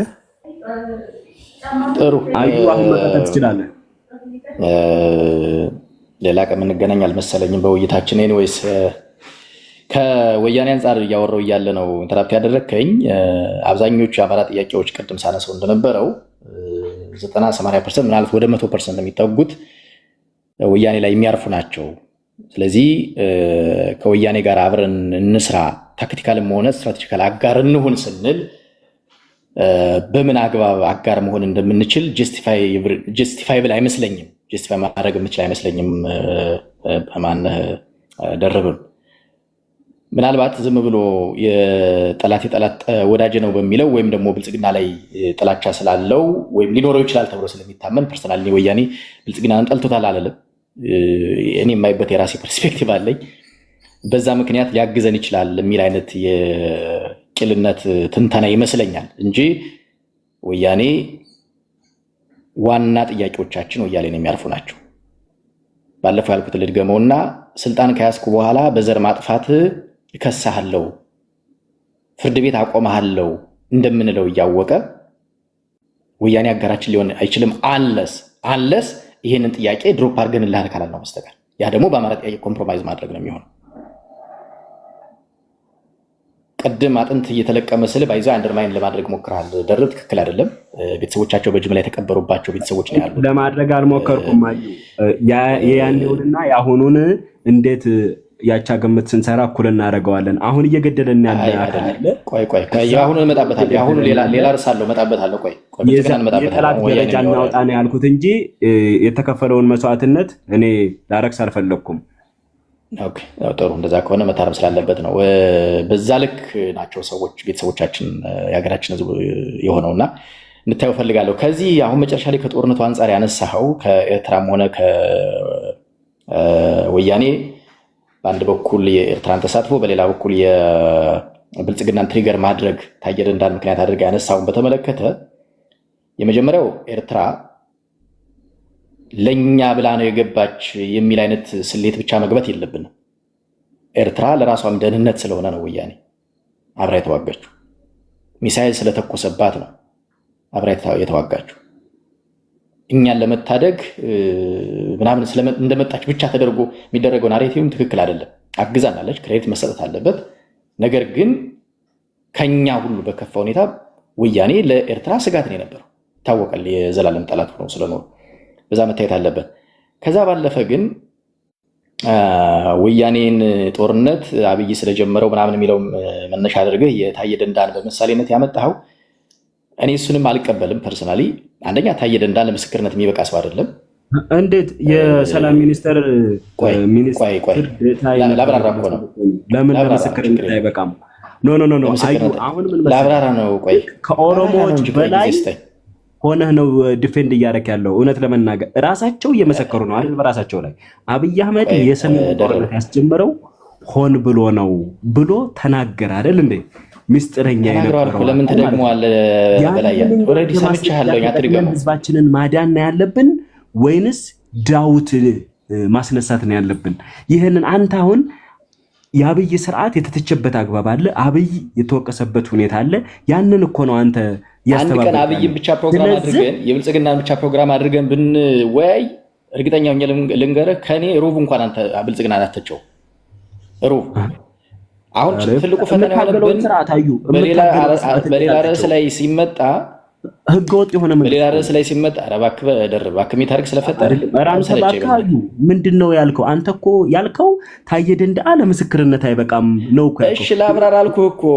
ፕሮፌሽናሊ ብታነሳ ሂ ኢዝ ኤ ሎየር እኮ ከሱ የበለጠ ለፍትህና ለእኩልነት መሞገት የሚችል ላብራራ አልኩህ እባክህ በደርብ እስኪ ቀጥል። ላብራራ ምክንያት ላስቀምጥ። በጣም ነው እያደከምከኝ ያለው። ታየ ደንደዓ ለምስክርነት የሚበቃ ሰው አይደለም። አንደኛ ጦርነቱን የጀመረው ወያኔ ነው ብሎ ጦርነቱን ግፋ በለው ብሎ ሲመራ የነበረ ሰው ነው። ጦርነቱን ወያኔ ነው የጀመረው ብሎ ግፋ በለው ብሎ ሲመራ የነበረ ሰው። አንተስ ትናንትና ብለተኛ የነበርክ ሰው አይደለህ እንዴ? ያንተ የትናንት ማንነት ለዛሬው ውሳኔህና ለዛሬው ስብዕናህ እኮ እንትን ማስረጃ ጦርነት አልመራውም፣ ሰላማዊ ትግል ነው የመራው። የሚቀየር የሰው ልጅ ይቀየራል አይደል እንዴ? ማለት አስተሳሰቡ ይቀየራል። ትናንትና ህወሓት እንደደገፈ እንዴ የብአዴን መዋጮ አላዋጣህም? አዲስ ራዕይ መጽሔት አላነበብክም? አብዮታዊ ዲሞክራሲን አልደገፍክም? የልማታዊ መንግስት ሐሳብ የኤዥያን ታይገርስ የኤዥያ ነብሮችን ይሄን አስተሳሰብ የምታነጻጽረው ነገር እኮ ውሃና ዘይትን ነገር እኮ ነው የምታነጻጽረው። እባክህ ማለት ትናንትና እንደዚህ ስለነበረ ዛሬ ይሄ ሰው እንደ ማስረጃ ሆኖ ሊቀርብ አይችልም አልክ እኮ። ምስክር ሆኖ ሊቀርብ አይችልም አልክ። እሺ የኔን አቋም ላስቀምጥ። ደርብ በቃ አንተ አትቀበል፣ የኔን አቋም ላስቀምጥ፣ ችግር የለውም። አሁን ባለኝ አረዳድ ኦልሬዲ አቋም ይዘህ መጣል። ሀሳብ ለመወያየት አይደለም የመጣኸው ይሄ የቁራ ፖለቲካ የመንገድ ዳር ፖለቲካ እንደዚህ ለማውራት ነው። እኔ እንደዚህ አይነት ጊዜ የለኝም። ሀሳቤ ላስቀምጥ። ሀሳቤ ካልተመቸህ you can just ignore it። አንደኛ በወቅቱ ጦርነቱን ሲመራ የነበረ ሰው አምኖበት ትክክል ነው ብሎ ነው ሲመራ የነበረው። ስለዚህ ተሳታፊ ሰው ነው፣ አምኖበት ነው የሰራው፣ ለምስክርነት አይበቃም። ሁለተኛ ታዬ ያንን ሲናገር ታዬ ትራክ ሪከርድ ምን ላይ ነው የሚያሳየው? ዛሬ በኢትዮጵያዊነት እንትን ማዕቀፍ ለሚሰሩ ፖለቲካዎች እንደ ምስክር አትበቃም ማለት ነው። ኢትዮጵያዊ ነኝ ብትል የአማራ ብሔርተኛ ስለነበርክ ብሔርተኛ ደግሞ የአማራ ብሔርተኛ ነበር። አንተ ላይም ጥያቄ እንዳነሳ ልታደርገኝ የምታነጻጽረው ነገር እኮ የማይነጻጸር ነገር ነው የምታወራኝ። አዩ ምን መሰለህ አንተ እያልክ ያለው ትናንትና እንዲህ ስለነበረ ዛሬ በፍጹም ለምስክርነት አይበቃም ነው ያልከው። ለምሳሌ አሁን ትናንት አንተ የምታደንቀው ደመቀ ዘውዱ ሂወዝ ወያኔ እኮ አሁንም ወያኔ ነው ብዬ ነው የማምነው። መቼም ወርዳለሁ አትልም እንዲህ ስላልኩት እሱን። ስለዚህ ትናንትና እንዲህ ብቻ ሳይሆን በጣም ጫፍ ወጣህ። አይ ነው መጨረሻ ላይ እንዲህ እንደምታደርግ አምኜ ነው የመጣሁት። ወደ መጨረሻ ተራ ነገር እንደምታደርገውም ውይይቱም እንደዛ እንደሚሆን ግን በተቻለ አቅም ኢሞሽኔን ሆልድ አድርዬ ሀሳቤ ልጨርስ ብዬ ነው እየሄድክ ያለሁት። በጣም በዚህ ልክ በወረደ መልኩ ኮንቨርሴሽን እንደምታደርግ ባቅ ኖሮ ሀሳቤን አክብርልኝ አልኩህ እኮ። ሀሳቤን አክብርልኝ፣ አልሰደብኩትም፣ አላዋረድኩትም። ሀሳቤን አክብርልኝ አልኩህ። ሀሳቤ ልጨርስ ወይ በላይ ለምስክርነት አይበቃም ማለት እኮ። ከሰው ጋር አውርተህ አታውቅም እንደ ኖርማል ኮንቨርሴሽን? ቢያንስ ኖርማል ኮንቨርሴሽን አድርገው እንጂ። አውቃለሁ፣ ግን አካሄዳችን ሰውን በሚያስተምር መልኩ መሆን አለበት። አክብሬህ ነው የተቀመጥኩት። እባክህ ልጨርስ። አክብሬህ ነው የተቀመጥኩት። ቀጥል። በእውነት በጣም እየቀፈፈ ነው የቆዩት። አክብሬህ ልጨርስ ብዬ ነው የነበረው እና በዚህ ልክ ትክክል አይደለም። ታግሼሃል ነበር እንዲያዩ ያ ኢንፎርማል ኮንቨርሴሽን ነው አይደለም። ኢንፎርማል ኮንቨርሴሽን ነው ይሄ እኮ። አቀደህ ወይ በላይ ወይ ሚታርግልኝ በእናትህ። ምን አይነት ሰው ነው በፈጣሪ? አዩ እንዴ ይሄ አለን ሀሳብ እንስጥ ብለህ መጣህ። የማይረባ ነገር እያነሳህ እንትና ጊዜ ማጥፋት የለብህም። እንቅልፌን ሰዎች እዚህ ቁጭ ብዬ አንተ ጋር የማወራው ሀሳብ የምንጋራ ከሆነ ብዬ ነው እንጂ እንደዚህ አይነት የጠላ ቤት ወሬና የገበያ ወሬ ምን ሌላ ቦታ አላወራም እንዴ። ኤኒዌይስ ሀሳቤ ልጨርስ። ሰው አንደኛ ጦርነት ሲመራ የነበረ ሰው ስለነበረ ለምስክርነት የሚበቃ አይደለም። ሁለተኛ የነበረበት የፖለቲካ አሰላለፍ ታዬ ዛሬ ይህን ሲልበት የነበረው የአማራን ፖለቲካ ተጠግቶ ሐቀኛ ለመምሰል ከመምጣቱ በፊት አብይ በመጣበት ዘመን አሃዳዊ መንግስት እያለ በአብይ ውስጥ ተጠቅሞ ጽንፈኛው ኦሮሞ በእኛ ህዝብ ላይ ጭፍጨፋ ሲፈጽም አብሮ ሲተባበር የነበረ ሰው ነው። እሱም ያኛው ያ ሚልኬሳ የሚባል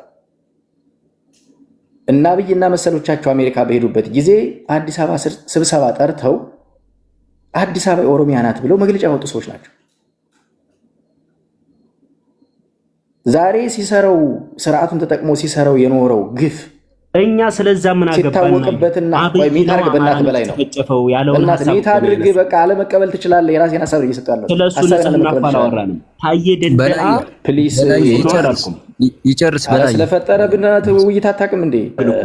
ትግሉን ዲፌንድ ማድረግ አማራዊ ግዴታ አለብን። ስለዚህ አይደለም በላያ ወጥቶ ይላል ብለህ ከሆነ አቋርጬ መሄድ ሰው አይደለሁም። በተቻለ አቅም ሚታድርግና ሀሳብ ይልጫል። ለምን ትሄዳለህ? ከዛ በኋላ ካልተመቸህ ቤቴማ አይደለም ካልተመቸ በኋላ ሐሳቡን ቆይማ አይ ስለዚህ ይሄ እንዲሆን አማራው ስቃይ ውስጥ እንዲገባ ስርዓቱ ላይ ሆነው ስርዓቱን ተጠቅመው ፍዳችን ሲያበሉን የነበሩ ሰዎች መጨረሻ ላይ ሲባነንባቸው ወይንም ደግሞ በስርዓቱ የሚፈልጉትን ሳያገኙ ሲቀሩ ማይክ ጨብጠው ውሸቱንም እውነቱንም አመጣው ሲነግሩን እኔ እሱን ልቀበል አልችልም።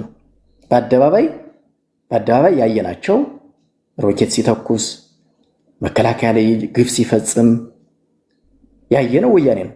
ከመከላከያ የተረፉትም ታግተውም እንደገና ተዋግተውም የተረፉትም ያየናቸው አሁንም ወያኔ ላይ ነው። አዩ ይሄ ዴይ ኤንድ ናይት እየገደለን ያለው ስርዓት ለምን ትዝ አይልህም? እንዴት ወያኔ ትላለህ? 2015 ከጥቅምት ስላነሳው ጉዳይ እኮ ነው እየመለስኩ ያለሁት በለያ አይደለም ላነሳው ወያኔ ነው ስላልከኝ እኮ ለዛ ነው እየመለስኩ ያለሁት። ምንድነው የምታወራው?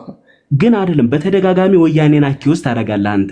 አሁን እየገደለን ያለውን ስርዓት ግን የተቸበት አንድም አውድ የለም። ስለሚጨፈጨፉ ወገኖቻችን አላወራም። መች አጀንዳ ላይ መች ያዝከው? መች እስኪ ራስን አጀንዳ ይወስኪ። አዩ የህልውና ትግሉ እኮ ስለ ምክንያቱ ተጠቅሷል እኮ። ሁለተኛው አጀንዳችን እሱ ነው። አዩ መች እዛ ላይ መች ስርዓቱን እንድንተቸው መች ፈቀድክ? እሱን ሳይሆን እኮ ተቻርጋት የልካት እኮ አንድ ሹኮናት አንስተህ ሄድከው። በላያ ቆይ በላያ አወያይ አይደለህ? አወያይ ከሆንክ ሀሳቡን የማንሳት ጥያቄዎችን የማንሸራሸር ኃላፊነት ያንተ ነው። የህልውና ትግሉ ላይ እኮ አንዲት ሰበዝ ነው አንስተህ ለእኔ ሰጠኸኝ፣ በማምንበት መለስኩልህ። አግባብ ያልሆነ ባልተናገርኩት ነገር ባላጠቃለልኩት ነገር። ስለዚህ ለዛ ነው እየመለስኩልህ ያለሁት። ባለውበት የተሳሳተ ነገር ተነግሮ ሲሄድ ይህን ያቋም ተደርጎ እንዲወሰድ አልፈልግም። ግን ጭብጡ ምን ለምሳሌ ኤርትራ ፕሊስ ድር በቃ አንድ ደቂቃ ስጠኝና ላጠቃል። ኤርትራ ወደ ጦርነቱ የገባችው በአንድ በኩል በራሷ ፈልጋ ስለሚመለከታት፣ በሌላ በኩል ትንኮሳ ተፈጥሮባት ነው ብዬ የማምነው። ወያኔን በተመለከተ ወያኔ ራሱ መከላከያ ላይ ጥቃት ስለፈጸመ ነው ጦርነቱ የተካሄደው ብዬ ነው የማምነው። ከወዳጅና ከጠላትነት ልየታ አንጻር ወያኔ ቋሚ ጠላት ነው፣ ቀንደኛ ጠላት ነው። ዘር ማጥፋት የፈጸመብንን ልዩ የኮሎኔል የፈታህ እየተፈጸመ ያለው የዘር ማጥፋት ወንጀል በወያኔ ነው። አዩ አንተ ወያኔን ነክሰህ ያስክበት ከኦሮሞ በላይ ምክንያትህ ምንድን ነው? የምሬን ነው የምልህ። አዩ ጥያቄ ነው። ስለዚህ ኮሎኔል እየለቀቀ በላያ የወያኔ ጠላትነት እኮ ለማንም በሳት የውይይት ባህል ጠላትነቱን አሁን በሰዓት እየገደልን ያለው ብልጽግናስ ጠላት ነው አይደለም ወይ? ዘር ማጥፋት እየፈጸመ ነው ያለ። ሚታርግ ማበናት 300 ምናምን ሰው ያለ አንድ ቀን ጨርስ። ሚስሊድ አታድርግ። አንተን እንደ ዕውቀት ምንጭ የሚቆጥሩ አሉ።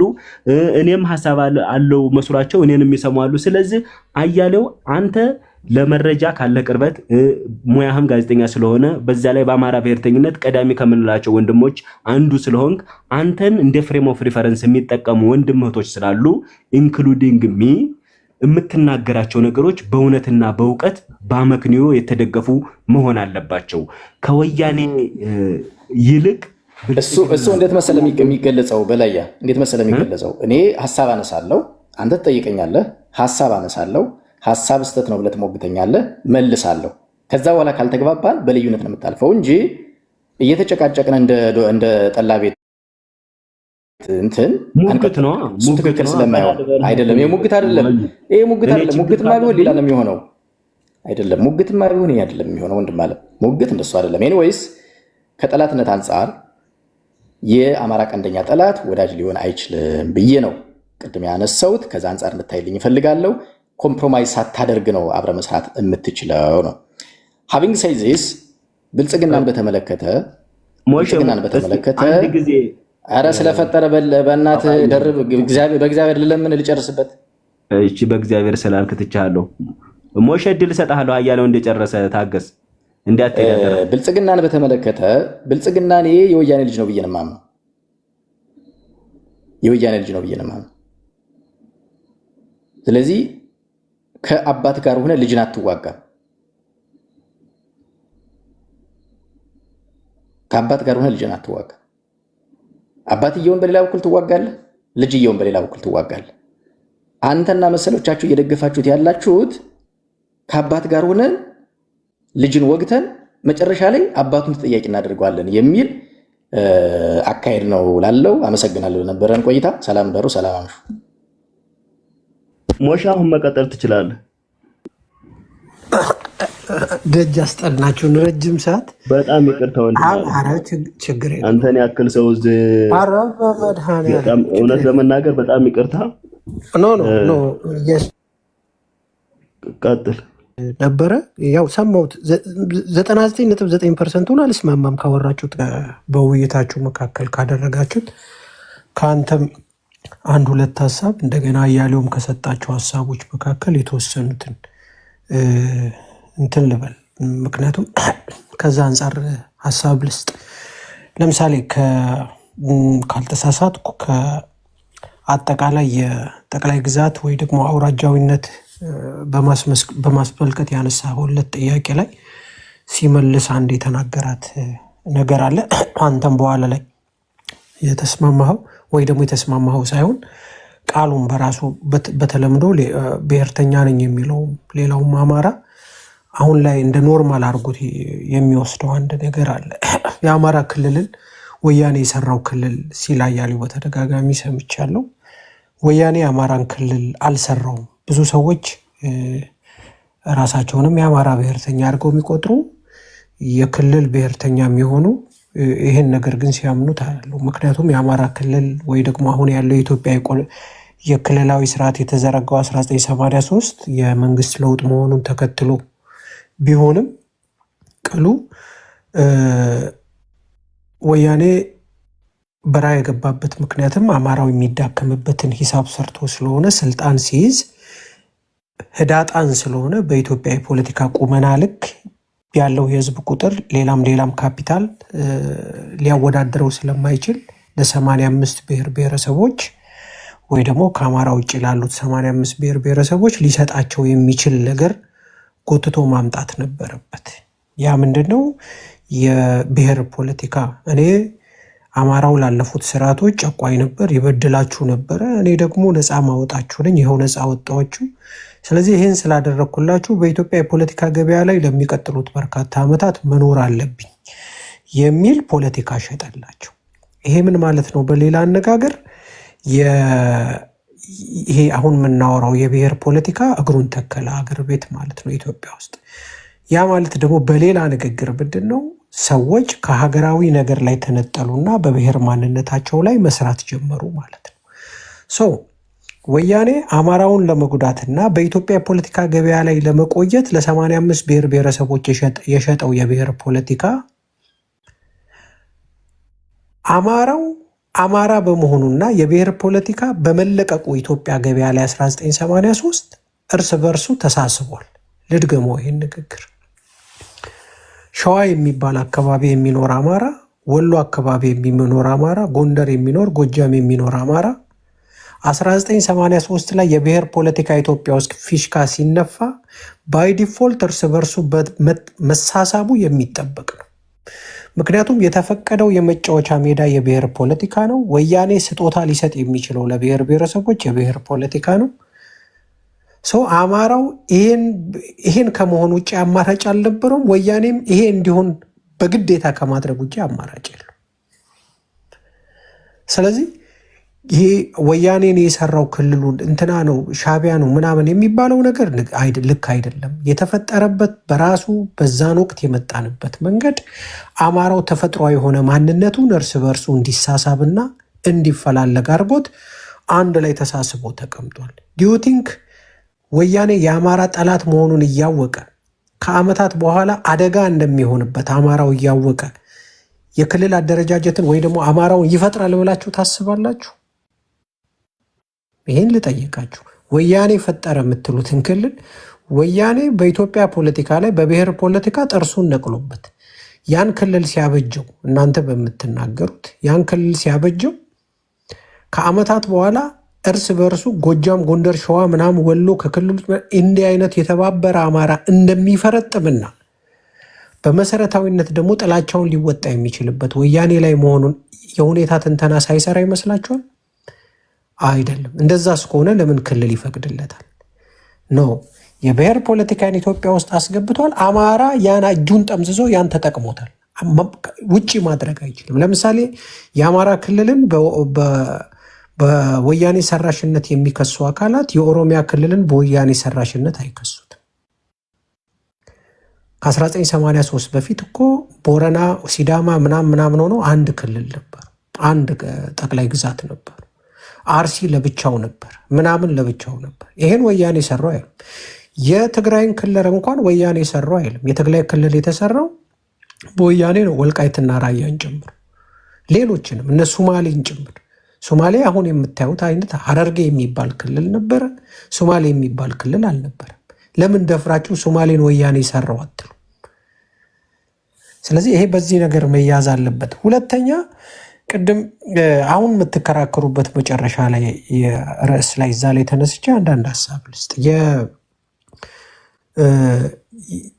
አሁን ሁለታችሁ የተከራከራችሁበት ችግር ነው እንዳጠቃላይ አሁን ላይ አንዱ የትግላችን መሰረታዊ መንገራገጭ ያጋጠመን ብዬ አስባለሁ። ምክንያቱም ለምንድን ነው በእነዚህ ሁለት ኃይላት መካከል ላይ መሰረታዊ እኩል የሆነ ምልከታም አይኖርም? ሁለቱን በጠላትነት ልንፈርጅበት የማንችልበት ምን አይነት ግራውንድ? ለዚህ እኮ ነው እኔ በደንብ የምጠራጠረው ከወያኔ ጋር የሚሰራ ለወያኔ ስስ ልብ ቢኖርና ብልጽግና ላይ ዱላ ካልመዘዝኩ ብልጽግና ብቻ ነው ጠላት ይላል። ከብልጽግና ጋር የሚሰራ ደግሞ ታክቲካሊ ወያኔ ብቻ ነው ዋነኛ ስትራቴጂክ ጠላቴ ይልና እግረ መንገዱን ደግሞ ብልጽግናን ሲደግፍ ይላል። እነዚህን ሁለት አይኖች ከአማራ ጥቅምና ኮዝ አንጻር ከአማራ ሂስትሪ እና ከሁለቱ ኃይሎች ሚዮታርግ ገብርዬ ነው። አረ ሚዮታርግ ስለዚህ እነዚህን ሁለት ኃይሎች በጠላትነት እኩል መፈረጅ ለምንድን ነው የማይቻለው? ይሄን የምልበት ምክንያት አለ። ወያኔ ዲዩቲንክ ወያኔ ስልጣን ላይ ከዚህ በኋላ አማራውን አግዛ አማራው በኢትዮጵያ የፖለቲካ ሴንትርፒታል ፎርስ ላይ ቢመጣ ግራቪቲው ላይ ቢመጣ ስጋቴ አይደለም ብላ የምታስብ ወያኔ ትኖራለች? አይኖርም። ብልጽግና ወይ ደግሞ የኦሮሞ ብሔርተኛ ኃይል ከአማራውን ወይ ጎንደር እያለ ወይ በጎን ደግሞ ወሎ ደቡብ ወሎ ምናምን እያለ ታክቲካሊ ስለመጣ ለአማራው መልካም ያስባልና የመሰረታዊ የሆነ ወይ ደግሞ ቋሚ የሆነ ጥቅም በዛ ቦታ ላይ የኢንተረስት ግጭት የለበትም ብሎ የሚያስብ አማራ አለ። ይሄም በራሱ መታየት አለበት። እኔ በማምነው ወያኔ እስትንፋሱ የፖለቲካ እስትንፋሱ በዚህ ምድር ላይ እስካለ ድረስ አማራ ከመሰረታዊ ጠላትነት ላይ አይወርድም። ምክንያቱም ይሄ የሚሆነው ወያኔ የተሰራበት ውሃ ልክ ወያኔ የተሰራበት ግራውንድ እዛ ላይ ስለሆነ ነው። ስለዚህ አማራውን ስትነጥቀው ድርጅቱ ራሱ አይኖርም። ስለዚህ ድርጅቱ ለመኖር አማራውን መጥላት በአማራው ላይ የቆየ ቂምና በቀል መያዝ አለበት። በተመሳሳይ የኦሮሞ ኃይሎችም ኢንክሉዲንግ ብልጽግናን ጨምሮ ከአማራው አንጻር ተመሳሳይ ነው ምልከታቸው። ስለዚህ እነዚህን ሁለት ኃይሎች በጋራ በጠላት ካታጎሪ ውስጥ አስገብቶ ለነዚህ ኃይሎች ግን እንደ ተለዋዋጭነት ምን አይነት ስትራቴጂ ልንጠቀም እንችላለን፣ እንዴት ነው ልንገጥም የምንችለው የሚለውን እንደ ትልቅ ህዝብ 50 እና 60 ሚሊዮን እንደሆነ ህዝብ በኢትዮጵያ ሀገር የመመስረት መንግስት የማጽናትና በአፍሪካም ላይ ቀዳሚ እንደሆነ ነባር ህዝብ የራሳችንን ፖለቲካ ሰርተን ሌሎች እኛ ስር ሊጠለሉበት የሚመጡትን ልንሰራ ይገባል እንጂ ከሁለት ፍጹም አማራዊ ጠላት ከሆኑ ኃይሎች ላይ የትኛው ነው ጥሩ በነገር ላይ ይሄ ነው አሁን ስፔስ የሚፈጥርብን። አንዳንድ አፍቅሮተ ወያኔ የሆኑ ኃይሎች ይሄን ክፍተት በመጠቀም ይገቡና ከወያኔ ጋር እንሰራለን ምናምን። ምናልባት የጀርባ ታሪኩን ስታጠና ወይ ትግሬ ነው ወይ ሌላ።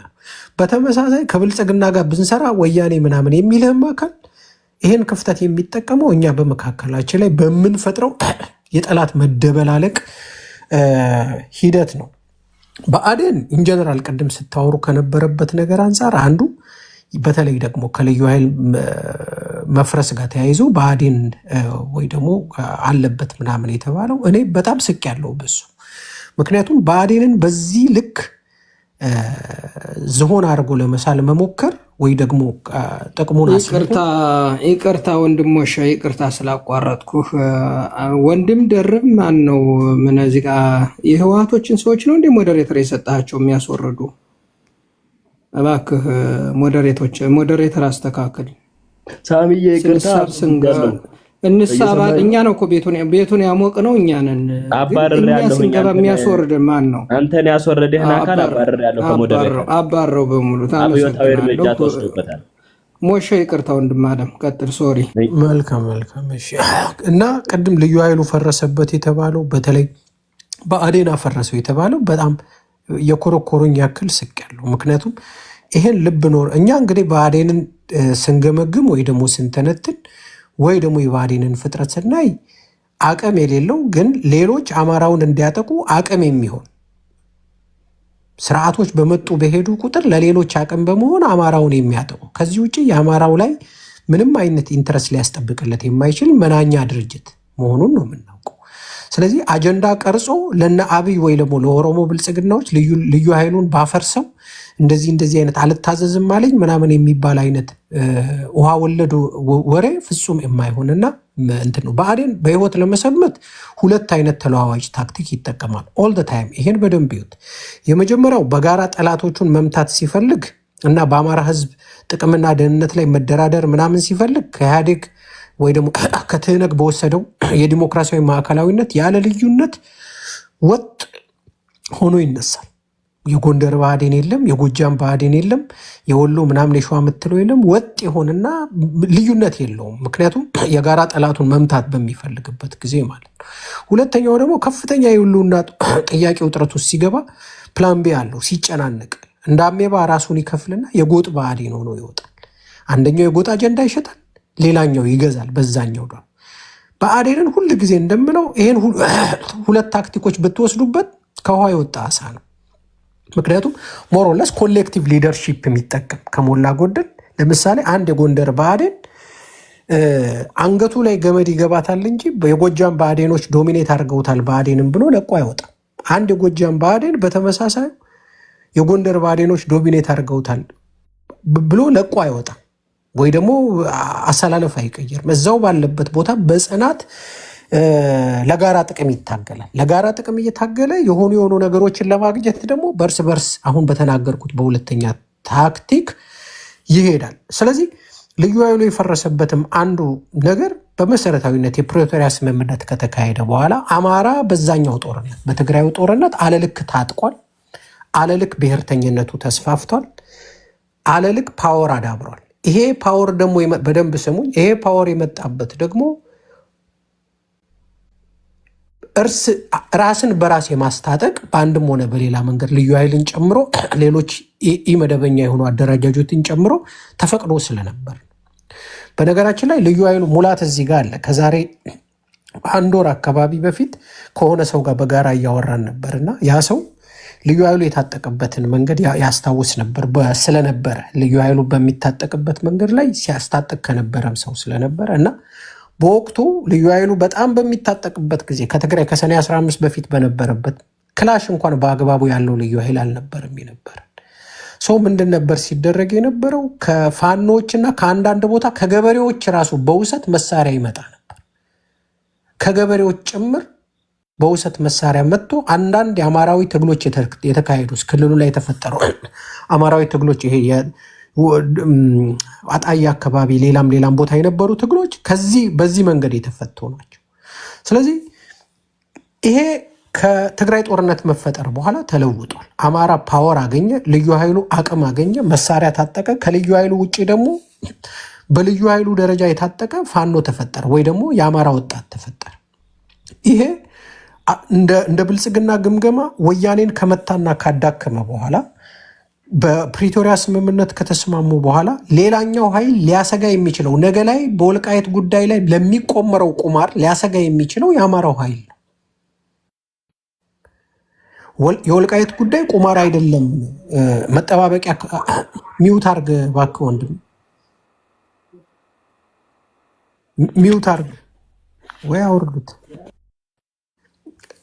የወልቃየት ጉዳይ ከአማራው አንጻር የመጠባበቂያና አጀንዳ የመምዘዣ ናት የሚለኝ ሰው ካለ፣ መጠባበቂያ አይደለም የሚለኝ ሰው ካለ እስቃለሁ። ስለዚህ ነገ በሚኖረው አደገኛ በሆነ የኦሮሞን ፕሮጀክት ማስፈጸሚያ በወልቃየት ጉዳይ ላይ በሚኖርም የሚዛን ማስጠበቂያ ጉዳይ ላይ ሊያኮርፍና ሊረብሽ የሚችል አማራ እንዳይኖር ዋነኛ መሰረቱ ሊሆነው ደግሞ ፍጹም ብሔርተኛ የሆነው ልዩ ኃይል ፍጹም ብሔርተኛ የሆነው ልዩ ኃይል ስለሆነ ብልጽግና ለአማራ ኃይል ብሎ ነው ያን ትእዛዝ ያወጣው። እንደ ሁልጊዜው ደግሞ የሚያስፈጽመው ደግሞ ብአዴን ነው። ስለዚህ ይሄን ትልቁን ኢሜጅ ከብልጽግና ላይ ወስዶ ኩታራ ለሆነው ለብአዴን ሰጥቶ ብአዴን እንዲታዘዝለት ስለማይፈልግ ሲምፕል እኮ ጎጃሜ የሆነ የብአዴን አመራር የማያዘው ጦር ካለ ልዩ ኃይል ካለ በተመሳሳይ ጎንደሬው የብልጽግና አመራር የማያዘው የልዩ ኃይል ጦር አለ ማለት ነው። ስለዚህ ከአብይ የመጣው አጀንዳ አፍርሶታል። ታስታውሱ እንደሆነ ከጦርነቱ በኋላ ጀነራሉ የተነሳበት ጀነራል ተፈራ ማሞ የተነሳበትን ምክንያታዊ ያልሆነ የእሳቸውን ንግግር ሰምታችሁ ከሆነ ምንድን ነው ጥያቄዎች ሲደበሩ መታጠቅ አለበት፣ መሰልጠን አለበት፣ መልመላ በደንብ መደረግ አለበት። ለወደፊት የሚመጣው ነገር አስጊ ስለሆነ አሁን ካለብን ደረጃ የበለጠ መዘጋጀት አለብን ነበር አይደለ አንደኛው ሲናገሩ የነበሩት። ስለዚህ መፍረስ ነበረበት። አስጊ የሆነ ኃይል ስለሆነ መፍረስ ነበረበት። ሰው በዛ መንገድ ነው የፈረሰው። ይሄን ትግል በኋላ ላይ እነዛ ፋኖች ብልጽግና ወይ ደግሞ የአማራው ብአዴን አንድ ጥያቄ ልጠይቅ። ቅድም ይሄን ነገር ስትስማሙ የነበራችሁም ስላለ ልዩ ኃይሉን ሲበት ነው እንደናንተ በምትሉት ብአዴን በተነው የሚለውን ሎጂክ እንኳን ወስደን ልዩ ኃይሉን ሲበት ነው ጫካ እንደሚገባ ብሔርተኛ እንደሆነ እኮ ያውቃል። ምክንያቱም አልታዘዝም አለው ያላችሁት እኮ ብሔርተኛ ስለሆነ ነው። ልዩ ኃይሉ ብሔርተኛ ስለሆነ አልታዘዝም አለው ለብአዴን ነው አይደለ? ስለዚህ ብንበትነው ይሻላል አሉ ነው። የሁኔታ ትንተና ሲሰሩ ምንድን ነው ውጤቱ? ወይ ጫካ ይገባል ወይ መፈንቅለ መንግስት ያደርጋል ያ ኃይል። ይሄን ካርታ ይስቡታል ራሳቸው ላይ ዲዩቲንክ እንደዛ አይደለም። ስለዚህ ብአዴን የአጀንዳው ጊዜ የተነገረው ጉዳይ አስፈጻሚ ነው። የኦሮሞ ብልጽግና እንዲፈርስ ፈልጓል። ያለ ማፍረስ የተከደበት መንገድ የአማራን የትጥቅ ትግል ኢሚዲየት ኮዝ ሆኖ ወልዷል። ቅድም ሲቀላቀል ያየሁት ኢሚዲየት ኮዝ እና ሜን ኮዝ ስትቀላቅሉ ታይቻሉ። ሜን ኮዛችን አንደኛ ይሄ ትጥቅ ትግል በጥናት አልተገባበትም ምናምን የሚባለው ትጥቅ ትግል ሁለት አይነት ትጥቅ ትግል አለ። ትምህርት እንዳላረገው ብዬ ነው። የመጀመሪያው በደንብ ተጠንቶ ቦታ ተመርጦ ስልጠናዎች ተካሂደው ኤሊት ተመርጦበት ሰነድ ተዘጋጅቶ ፍኖተ ካርታ ኤቭሪ ነገር ተዘጋጅቶ በአመታት ውስጥ ታቅዶ ለምሳሌ የወያኔ ትግል አልጄሪያ ድረስ ሰዎች ልኮ ያሰለጥኑ ነበር ከፍልስጤም ታጋዮች ጋር። የኢያፓ ትግል እንደዚህ አይነት ነበር። ሁለተኛው ደግሞ በአብዮት ውስጥ የሚፈጠር የትጥቅ ትግል ነው። በግፊት ውስጥ የሚመጣ ለምሳሌ እንደ አማራው አይነት ትግል ያልተቋረጠ ሪቮሉሽን ይካሄድ ስለነበር ከ2007 ከ2008 ጀምሮ ያልተቋረጠ ሪቮሉሽን ይካሄድ ስለነበረ የዛ ሪቮሉሽን ክላይማክስ ላይ ሲወጣ ጦርነት ነው የሚፈጥረው፣ ወይ ደግሞ ትጥቅ ትግል ይፈጥራል፣ ግጭት ይፈጥራል፣ ወይ ጫካ መግባትን ይፈጥራል። ስለዚህ በእነዚህ በሁለት መንገዶች ይፈጥራል። ይሄ ያልተቋረጠ የአማራ አብዮት ጫካ እንዲገባ ኢሚዲየት ኮዝ ያስፈልገው ነበር። ኢሚዲየት ኮዙ አብዮቱ አለ፣ ሜን ኮዙ አለ። እንደ ቮልካኖ አድርጋችሁ አስቡት። እየተብላላ ነበረ። የልዩ ኃይሉ መፍረስ ወይ ደግሞ ልዩ ኃይሉ እንዲፈርስ የወጣበት ደብዳቤ ለትጥቅ ትግሉ ኢሚዲየት ኮዘውንና ጫካ ገባ። ይሄ ነው የተፈጠረው ነገር። ስለዚህ የልዩ ኃይሉን መፈጠር ከብአዴን ጋር አድርጎ አሁን ካሉ ከአንዳንድ የፋኖ እንትኖች ጋር በማድረግ አንደኛ የአማራ ህዝብ የጋራ ታዲያ እንደዛ በነገራችሁ ላይ እዚህ ጋርም ትራፕ አደርጋለሁ። ይህን ጥያቄ የምታነሱ ሰዎችን ትራፕ አደርጋቸዋለሁ።